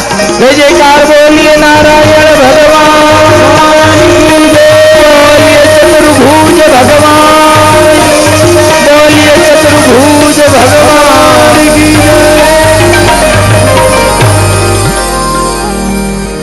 ધ્રુવજી મહારાજે ભગવાનના દર્શન કર્યા. ભગવાનના ચરણમાં દંડવત પ્રણામ કર્યા. ધ્રુવજીએ બોલવું તો ઘણું, પણ શબ્દ નહોતા. ધ્રુવજી મહારાજને બોલવું છે ઘણું, પરંતુ મૈત્રેય કહે ધ્રુવજી પાસે શબ્દો નથી. અને શબ્દો નહોતા એટલે આંખમાંથી આંસુડાની ધાર વહેવા લાગી. નારાયણ તો અંતર્યામી છે, સમજી ગયા કે આ દીકરાને કંઈક બોલવું છે. એટલે ભગવાનના હાથમાં પાંચજન્ય શંખ હતો. એ ભગવાને પાંચજન્ય શંખ ધ્રુવજીના કપોલ એટલે ગાલ ઉપર ડાયડો અને ગાલ ઉપર ભગવાનનો શંખ હેડ્યો ને ત્યાં તો જીભ ઉપર સરસ્વતીજી આવીને બેસી ગયા. બાપ, જેના ઉપર ભગવાનની કૃપા થાય ને એને ભણવાની જરૂર ન પડે.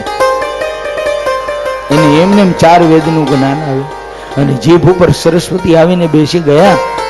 અને જેને કાંઈ નહોતું આવડતું 12 અક્ષરનો મંત્ર નારદજી આપેલો એવા ધ્રુવજી એ 2 હાથ જોડી અને ભગવાનની સ્તુતિ કરી છે.